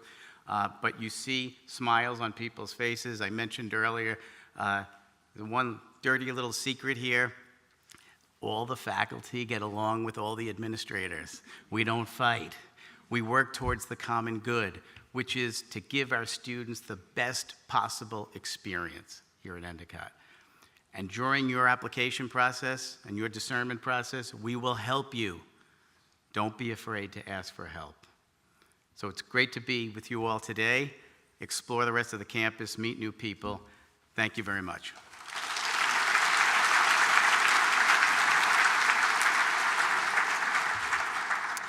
Thank you, Dr. DeSalvo. Now I will share with you a very brief overview about our admission and financial aid process, introduce you to our admission staff, and highlight today's campus events. This year, we expect to receive over 5,500 applications for the 870 new first-year and 30 new transfer student spaces we will have available. Currently, our applications are tracking well ahead of last year, so now is the time to apply. Some important information that you should be aware of. First and foremost, we are not members of the Common Application. You will have to complete our own application for admission, but the good news is you can submit your Common Application essay as a part of your Endicott application. In addition to your application materials, we will also require your high school transcript, a letter of recommendation, and the first marking periods of your senior year. Those grades are required for students applying either early action 2 or regular decision. It is not required for early decision or early action. Test scores, either the SAT or the ACT, are completely optional in our admission process. We adopted a test optional policy over 10 years ago, and we are fully committed to maintaining that test optional policy. If you're not sure whether or not to submit the scores, there are some scores up there that you can look at as kind of a benchmark. But just so you're aware, prior to the pandemic, we used to see about 75% of our applicants submit their test scores, 25% would not. Post-pandemic, that has completely flipped. So only about 25% of our applicants will submit their test scores. But if you're happy with your test score and you want to make sure that it's considered as a part of your application, we will certainly review it. We offer a few different admission decision plans that you can choose from, listed here on the screen. November 1st is coming up quickly. That is our early decision and early action deadline. A note about early decision, this is a decision plan that's a binding agreement that you make with the college that if we offer you admission, you will enroll and withdraw your applications from other institutions. Applicants to the Cummings School of Nursing and Health Sciences should apply in either our early decision or early action decision plans for full consideration to the nursing program. December 15th is our early action 2 deadline, and February 1st is regular decision. The documents that are due on that date are those that you, the applicant, submit to us. So your application, your essay, and your application fee. All of the other documents are likely being delivered to us by your high school. Those can come after the deadline, but by the document deadline. It's usually about 15 days later. You can also see when you will hear your decision back. This is the latest that you will hear. We try to get decisions out well before those deadlines, but that is the latest that you would hear from us. Our admission staff would be happy to answer questions for you about which decision plan might be best for you to choose from. We'll be available throughout the course of the day today. Dr. DeSalvo mentioned cost. You can see our total costs here for tuition, room, and board for this current academic year. We do increase our costs each year by an average of about 3%. However, over 95% of our students do receive some form of financial aid. So there's a very small percentage that pay that full price every year. All students are considered for a merit scholarship at the time of admission. So if you are offered a merit scholarship, it will be noted within your offer of acceptance. Anything additional and beyond that would be through the need-based financial aid process. All students applying for need-based financial aid will need to submit the free application for federal student aid, the FAFSA. As you are likely aware, the FAFSA was significantly delayed last year, delayed again this year for you all to fill out on December 1st. I would encourage you to submit the FAFSA as soon after December 1st as possible in order for us to award a timely financial aid offer to you. If there are further delays with the FAFSA, we are prepared to offer you financial aid estimates based on a variety of different tools that we have to receive. I promise we will over-communicate about the financial aid process. Here at Endicott, we have made a concerted effort to keep our costs as reasonable as possible. It is lower than most other similar institutions. I encourage you to view your tuition costs and as an investment you are making toward your future. Endicott students get a significant return on that investment. Our curriculum prepares them for their careers and their life after graduation that is unmatched by our peer institutions. Our outcomes prove that. I'd like to introduce you to members of the admission staff. You may have already met them throughout the course of the day today or in your own hometown. They have been traveling throughout the country and the world, getting to know our future applicants. They are a wealth of knowledge, a wonderful resource for you to be spending some time with them. They will be spending the most time with your each individual application, so I would encourage you to reach out to our staff. Representatives from both the admission team and financial aid teams will be available throughout the course of the day in the Post Center's McDonald Gymnasium. Today's event agenda is built for you to explore. Each event is offered through a specific time frame so you are able to enjoy them on your own schedule. Up next will be a presentation from our provost, Dr. Sarah Quay, on our unique academic model, the Endicott Experiential Edge. I'm going to give you a quick preview with a very brief video. College is an investment. We make sure it pays off. At Endicott College, our pioneering internship program gives you an edge in the competitive job market. So you graduate with a degree in one hand and an impressive resume in the other. So don't just invest in college. Invest in outstanding academics and a beautiful seaside campus. Invest in real-world experiences that set you apart with employers. And invest in your future with the Endicott Experiential Edge. Prepared for career, prepared for life. After Dr. Quay's presentation, I encourage you to meet with the members of the academic school during the academic fair, which is right on the quad behind me, in front of you, and that will go until 1 p.m. today. Here you can meet faculty, staff, and students from the academic program you are considering, and you will be able to explore the different academic buildings that we have. Full campus tours are departing throughout the day from the gymnasium, with the last tour leaving at 2 p.m. A student panel where you can ask students all of your Life at Endicott questions will happen in the Klebanoff Auditorium located in the lobby of the Garish School of Business and Ginger Judge Science Center, and that will happen at 1 p.m. Finally, from 12 to 2, you can visit our first-year residence halls. I know that's a highlight of the day. Please meet at the first-year quad to learn all about those options. While today is an excellent day to meet faculty, current students, and your future classmates, it is a really big day. Your tour size might be very large. As the admission process continues, we encourage you to come back to see us. Once you've applied and are offered admission, you will receive an invitation to a variety of visit options that offer a more personalized experience, more indicative of the Endicott experience. We also will continue to offer a variety of virtual programming as well as interviews or meetings with members of the admission staff. In addition to open house, we have some other activities happening on campus today. Our women's soccer team competes at noon, women's volleyball at 3, men's soccer at 3, women's rugby at 6, and then we have a variety of teams competing on the road as well. On the back of your agenda, you will notice the outstanding art exhibits that we have displayed today in the Mannanen Center for the Arts, and I encourage you to spend some time there to visit these different exhibits.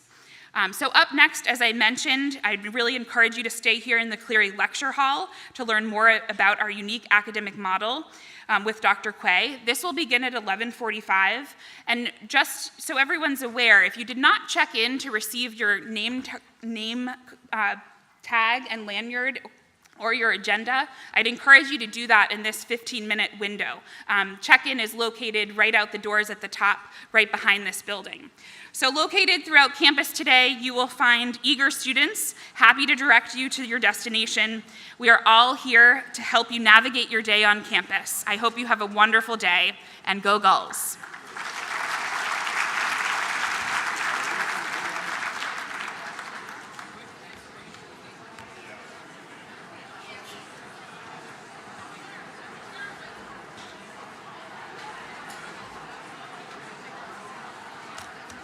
Well done, Jordan. Thank you. You keep this for your souvenir pile. Yeah, thank you. All right, well, I guess until the next time. Wonderful, Jordan. Thank you. You're welcome.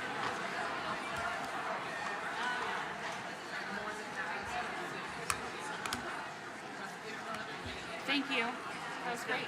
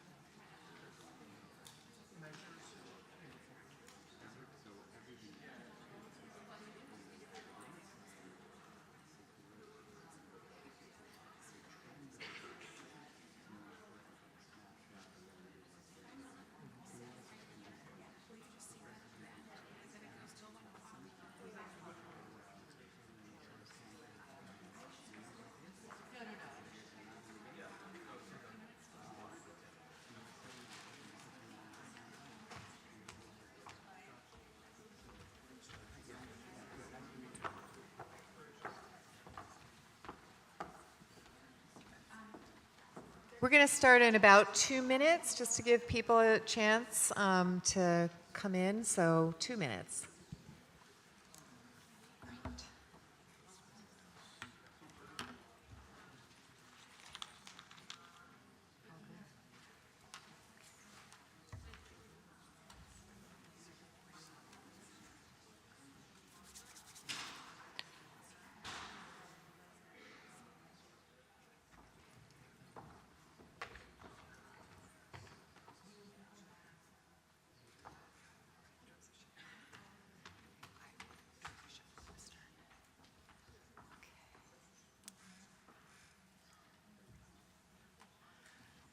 All right, hello everyone. How are you doing?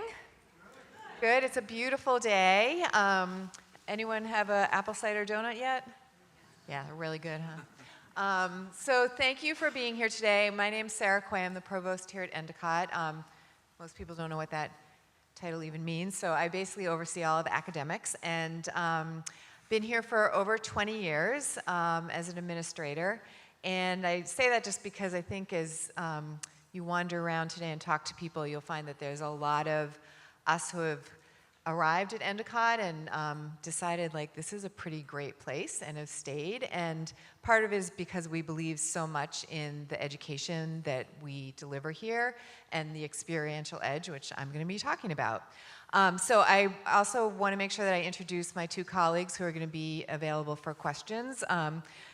Dale McClellan is the Dean of the Internship and Career Center, and Warren Jafarian is Dean of International Education. So I am going to go through the Endicott Experiential Edge, let you know a little bit more about what we do here in terms of academics, and then we'll have some time for questions at the end. So does that sound all right? Okay, great. So I want to start with a quick story. A former colleague of mine would told me this story about his daughter who went to school, to college. She majored in social work, and she graduated, got a job as a social worker, and about 3 weeks after she had gotten her job, she sort of started, she was going to work, and she called up her dad, and she was like, "Dad, I don't think I want to be a social worker." And he said, "Honey, after 4 years of college and a lot of money, you're a social worker." So I tell you that story because it's really the basic college model, right? You go to college, you choose a major, you graduate, you get a job. Hopefully that job is one that you end up really liking. But as in that example, it doesn't always happen. At Endicott, that story would never really have unfolded because in addition to the classroom experiences and the major, the academic major that students choose, we weave experience throughout all 4 years of our undergraduate education. And that experience leads to a resume, which leads to a job. But it's not just any job, it's success. It's a job that you know you believe in, that you're committed to, that you're excited about, and not the phone call 3 weeks into the job where you're like, "I don't like this." So I'm going to tell you how this all works. And we call it the Endicott Experiential Edge. It's important to note that we didn't just come up with this tagline. Experience is part of Endicott's DNA. This is a quote from our very first academic catalog in 1939, where our founders said that experience needs to be woven into learning. They really believed that you needed to be in the classroom, but you also needed to be learning outside of the classroom through an internship. And even back when we were a two-year women's college, which we were when we were founded, all the women who went through Endicott College did an internship, which was actually pretty radical in the 30s and 40s. So clearly you will choose a major, you might choose a minor, you might choose a micro-credential, which is like a little mini minor, about 3 classes. We have general education requirements, which are from the liberal arts to make sure that all of our students are well-rounded. There's free electives and living learning communities, which are opportunities to live and take classes with your residence hall mates in the same building. So all of that academic foundation is critical to what we add, which is structured real life experience. And this is really the experiential edge. It falls into several buckets. I'm going to go through them quickly here and then dig in a little bit more. All of our students are required to do 3 internships. So 3 internships over the 4 years. Career exploration, so thinking about your career and your interests, begin fall of freshman year. Not spring of senior year when you're like, I have to get a job now because I'm about to graduate, but first semester of freshman year. All of our students complete a senior project. This is a project that's driven by student interest. I'll share a little bit more about that in some examples. We are an institution that's deeply committed to study and interning away. Most of those experiences happen overseas. I'll give you some examples of our partnerships, but we also have opportunities to study and intern away domestically, so here in the United States, just not in Beverly. And then finally, we have innovative academic opportunities that are open to every student on campus, regardless of major. I'm going to start with the internship program. This is really our signature program. It's what we're known for. And I want to say a couple things about it before I explain the sequence. The first is that every college has some kind of internship opportunities. So you can do an internship at any college you go to.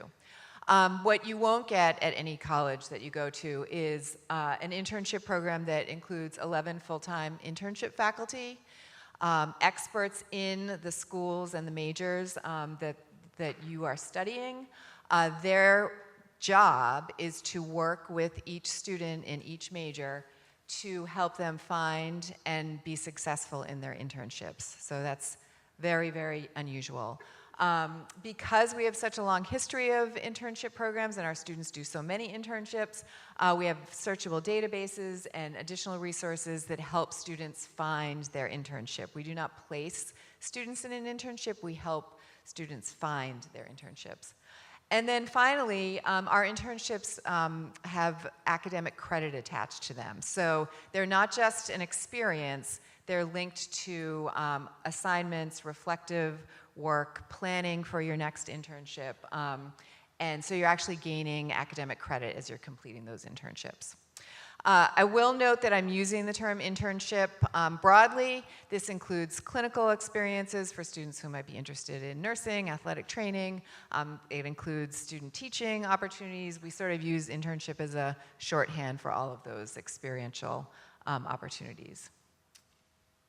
So here's how it works. In the first 2 years, so freshman year, let's just talk about freshman year. If you are a student sitting in the audience today and you come to Endicott a year from now, you will be in the midst of a pre-internship class.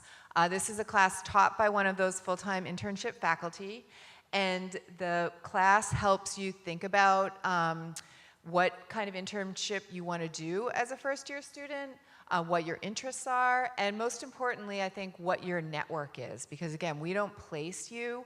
Most of these short internships are done in January or the summer, and they're typically done at home. So we ask students to think about, like, who is in your network, who's in your family's network.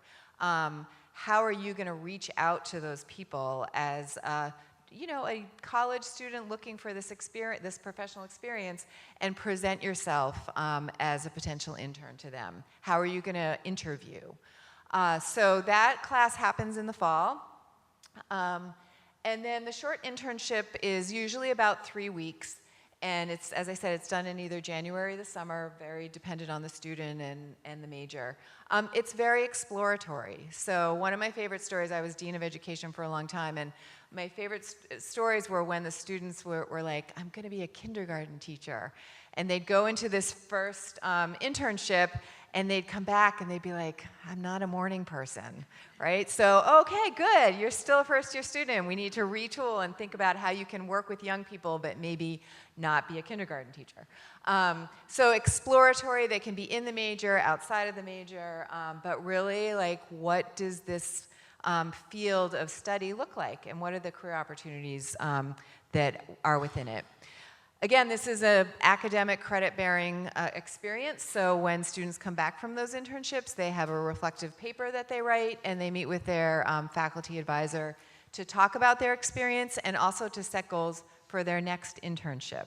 So for those of you working professionals, you know that once you have experience doing a job for a little while, you realize that there's all these other parts of that field that you might be interested in pursuing. So we really want students to be intentional about the second internship, which really, it happens sophomore year and really repeats that same sequence. Senior year, students complete a full semester internship.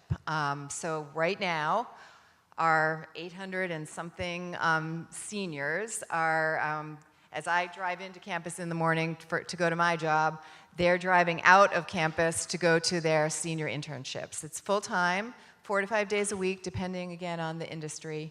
And they're working. They're dressed professionally for the, depending on the kind of work that they're doing. They're working the same hours that people in that industry work.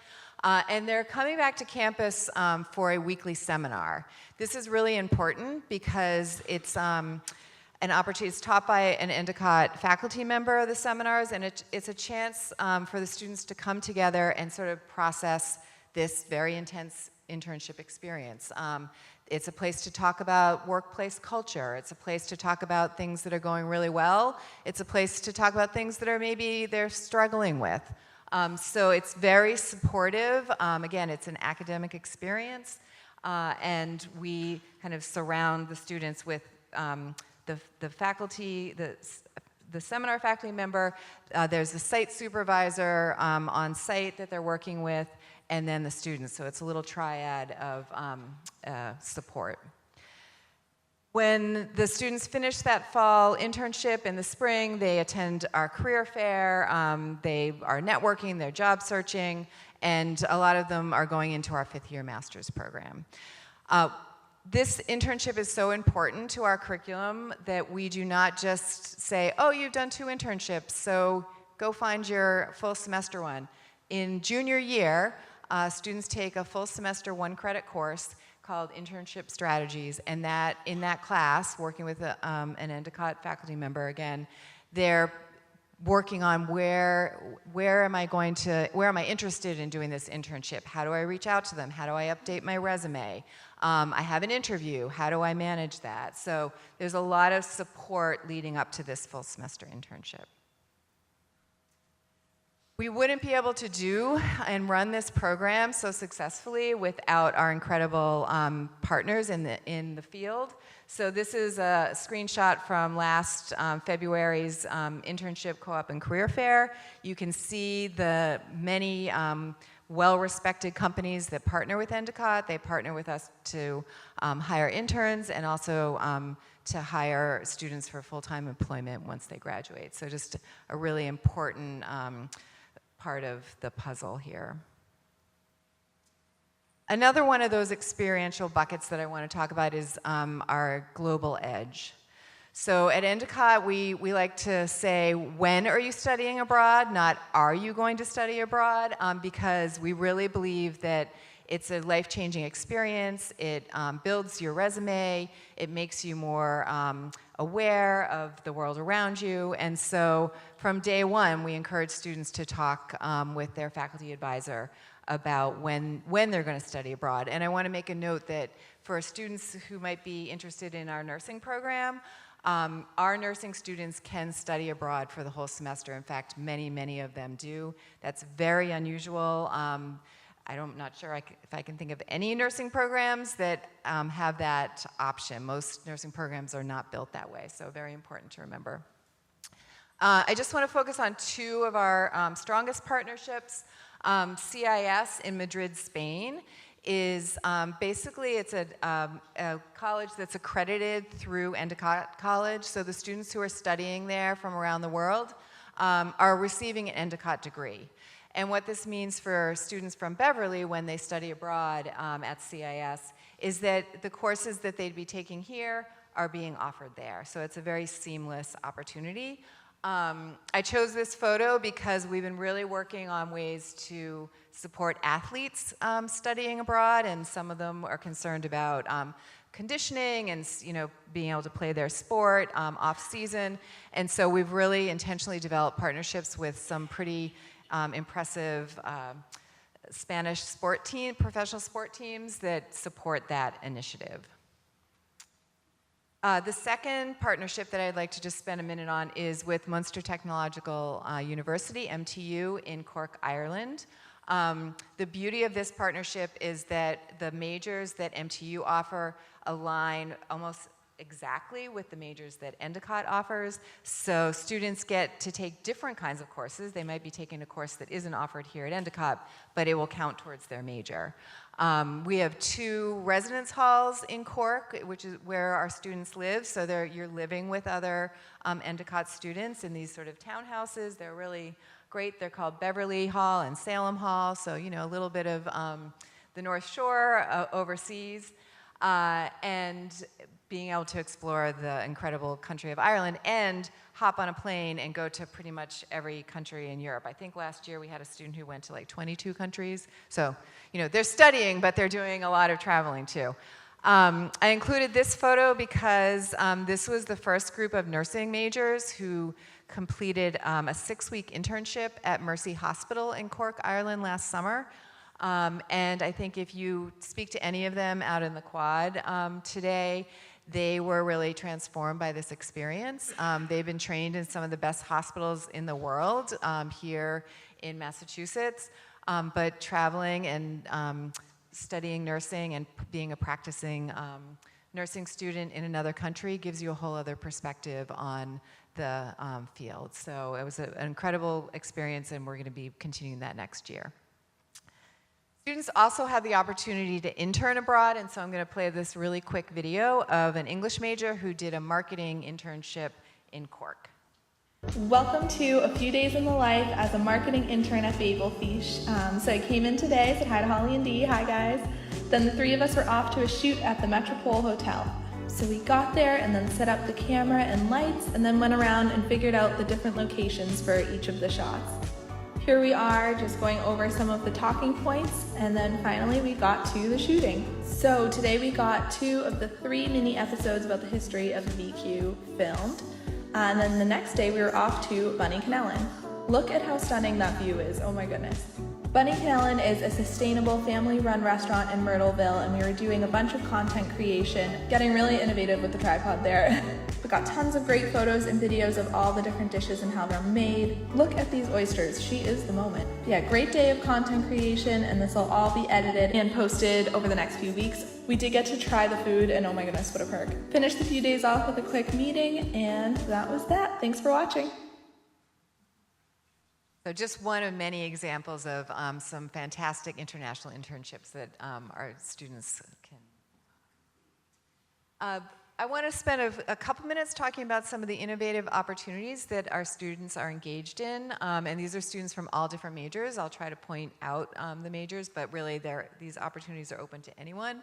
So our students are winning entrepreneurial contests. This is a student who went to MTU in Cork this summer for a program called Student Inc. It's a program specifically to support student entrepreneurs. She and her engineering colleagues developed a bioreactor, but it's so bioreactors are very large and very expensive machines, about $25,000 each. They thought they could do better.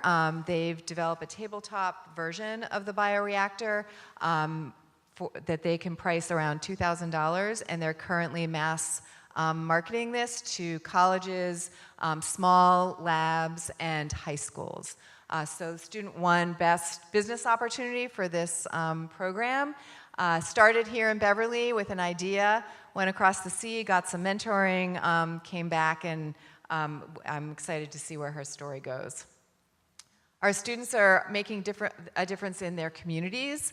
Our journalism program is Dr. Lara Salahi, who's on the right here, is extremely well known for her commitment to local journalism. Many of you who like to read the paper know that the local news outlets are kind of falling by the wayside, and so she's worked with students to really fill that gap in local media. On the right is a group of students who went to Washington, D.C. and competed with a number of universities, like second place winner Yale, in the National Hydropower and Marine Energy Collegiate Competition. This was an interesting group because it was half interior architecture students and half engineers, and they paired up to help solve a problem around the waterways in Lawrence, Massachusetts. So really bringing it local, but winning nationally. Our students are also doing great things right here on campus. We hosted here at Endicott the first TEDx event on the North Shore. The idea came from students, it was managed by students, carried off by students, and it was a fabulous event, again, the first one on the North Shore of Boston. And we also have a non-traditional classroom called Le Chanterelle. It's been featured in the Globe a couple times now. It's a student-run restaurant, and so students can take a 3-credit course to either be a server in the front of the house and learn the hospitality management side of the restaurant business in that way, or be in the kitchen learning they do learn some culinary skills, but they also are learning how to manage a team. And this is, while there's some hospitality students who participate in these classes, it's open to, there's a nursing student who's currently completing it, and what she talks about is the team building. Imagine being in a kitchen, you have to be a team builder. The service, the development of her skills as a server, as someone who is able to communicate with customers. And she said all of those experiences are going to go right back into her nursing practice. So an amazing opportunity for any student at the college.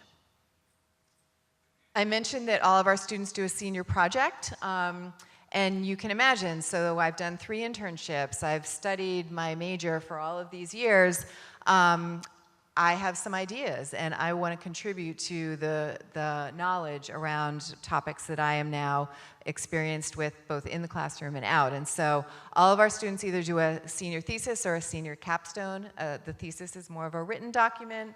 The capstone is more of a project. But regardless, these are student-driven. The class is taught by an Endicott professor, but the students each come up with their own project. This is amazing not just for their resume, but as talking points when they're in an interview to say that, oh, I've studied AI-generated literature, and I'm going into the publishing field, and so do you want to know what I learned? So again, every student completes a senior project. And then finally, I just really needed to include this one. This is a graphic design major who last year did his semester internship with a really well-known record label.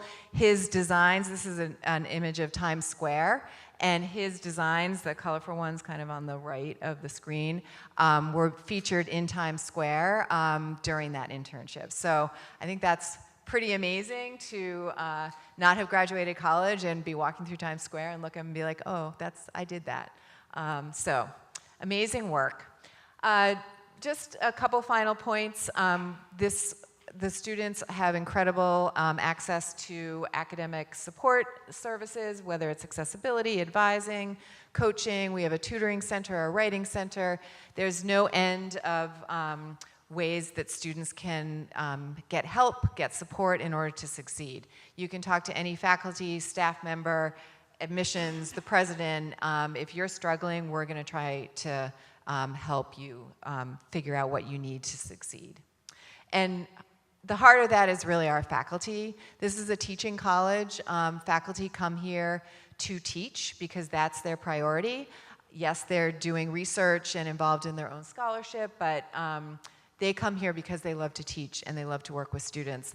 This is a word cloud that I was sitting in a faculty meeting in this room, and I said, just share one word that describes for you as a faculty member what Endicott means. And these are the words that came up. For those of you who know about word clouds, the larger the word, the more times it was used. So you can see experiential, community, challenging, inclusive. Last slide. So I've shared the Endicott Experiential Edge with you. I've told you about our incredible program, the opportunities. But you could easily ask me, yeah, but does it work? And so I end with some data. Every year we collect data on the previous year's graduating class. So this is data from the class of 2023. But it's consistent over 10 years. So 99% of our students the class of 2023 are employed and or in graduate school.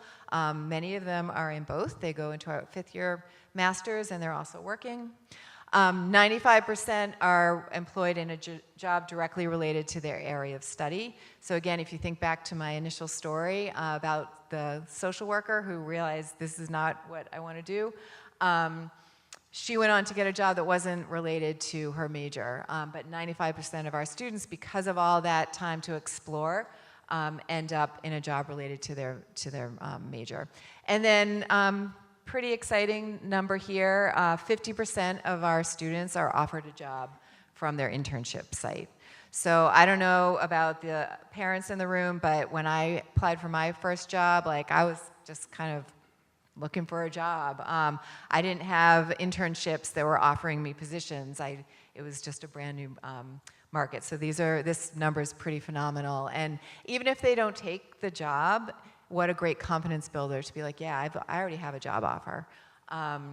So with that, we have a few minutes left for questions, and my colleagues representing internship and career and international education are here to help me answer any questions. So I open it up to the audience.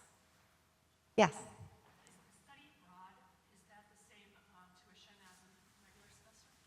Is study abroad the same tuition as a regular semester? The great thing at Endicott is that you pay Endicott tuition, room, and board. All financial aid and scholarships apply. And on top of that, in order to try to incent our students, about 40% of whom do something internationally. We also have scholarships and free airfare for certain of our programs, in particular the two that was mentioned by Dean Quay. Yes. With the internships, if you don't live locally, what kind of support is offered in developing those opportunities when you are going to have no idea, or you would be Yeah. far away? Yeah, I'm going to turn it over to Dean McClellan in a second to answer the question, but one thing I should clarify, the first two internships are usually done at home. That full semester internship is done usually, students are living on campus. So, but Dale can answer the question about. Yeah, so the students take a pre-internship class before they ever go out on an internship. And part of that class is really to think about what are the opportunities where the student wants to be, close to home or wherever. They will obviously use their database of past sites. They'll talk about, the network within their family or friends and that sort of thing. They'll look at chambers of commerce. They'll look at the business directories. Like, they get a lot of support to do that sort of prep work to find potential sites, and then they get some coaching on how to reach out appropriately. A couple other things that the internship faculty that Provost mentioned, they work year-round. So, like, let's just say it's getting close to summer and the student hasn't found something. They work directly with their internship faculty to just like, okay, let's work on this, let's strategize. The other option, too, is that students can live on campus over winter break or during the summer if there's a better internship opportunity around here. So those are, usually we'll get someone set. We use our alumni network a lot, too. I should say that, too. We found that moms are just very supportive and having Other questions? Yes. How does that 50% number compare to other schools that offer internship programs and their co-op programs? The question is, how does the 50% compare to other schools that offer internships? So I'm not sure I can answer that. Just because I don't see that statistic out there a lot. Some of the other, like the 99%, like in terms of how many students are either working or in grad school, a lot of schools will publicize that. So I wish I had an answer for you. I have a feeling just because of the, most schools that have either co-ops or that semester long like we have, since those are such intensive experiences, a lot of employers use those as mechanisms to get the new graduates, right? So they use that as a pipeline for new employees. So I think that's very intentional that the number tends to be higher for those types of really intensive programs. for one or two more questions. Is that a student back there as a question? Yay, students, yes.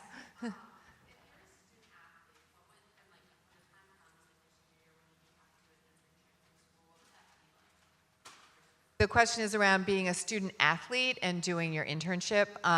So you would be working with your coach and your site to coordinate that. When I was dean of education, we would have student teachers, similar situation, and they would just sort of work out like, okay, I have a game today. It's part of that internship strategies class in advance. Like, you need to set the clear expectations with your site supervisor, with your coach around when you're going to need to leave early. But all of our athletes also do the semester internship, so it's not a new concept for the coaches or the internship faculty. That's a great question.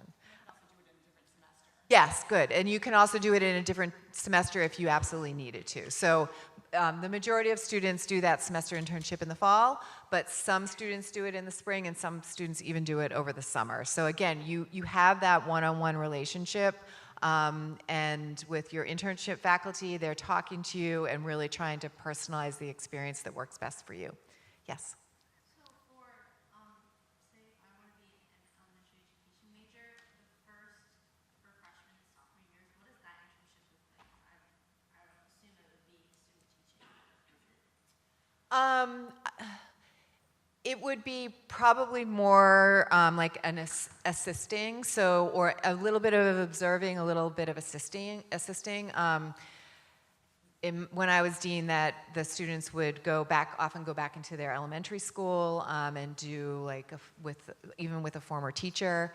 And so depending on the relationship and the teacher, you might do some teaching or not. It depends. But again, those first internships are very much kind of like orienting, exploring. I know in education they require you to do different grades and also different kinds of districts. So you would be exploring maybe an urban setting or a rural setting, and maybe grade 5, even if you thought you wanted to teach grade 2. So yeah. I have time for one more question.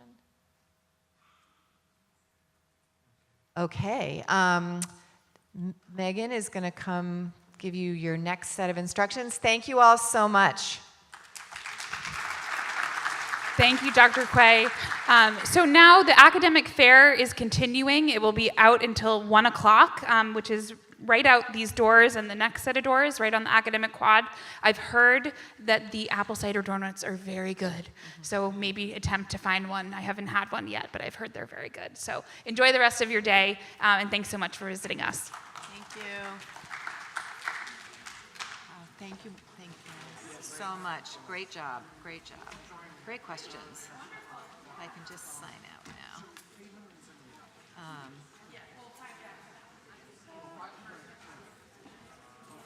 Are you done for the day? Yeah, I'm just gonna go check out the academic fair. Yeah, I'm gonna walk around out there too. All right, thank you both. Appreciate it.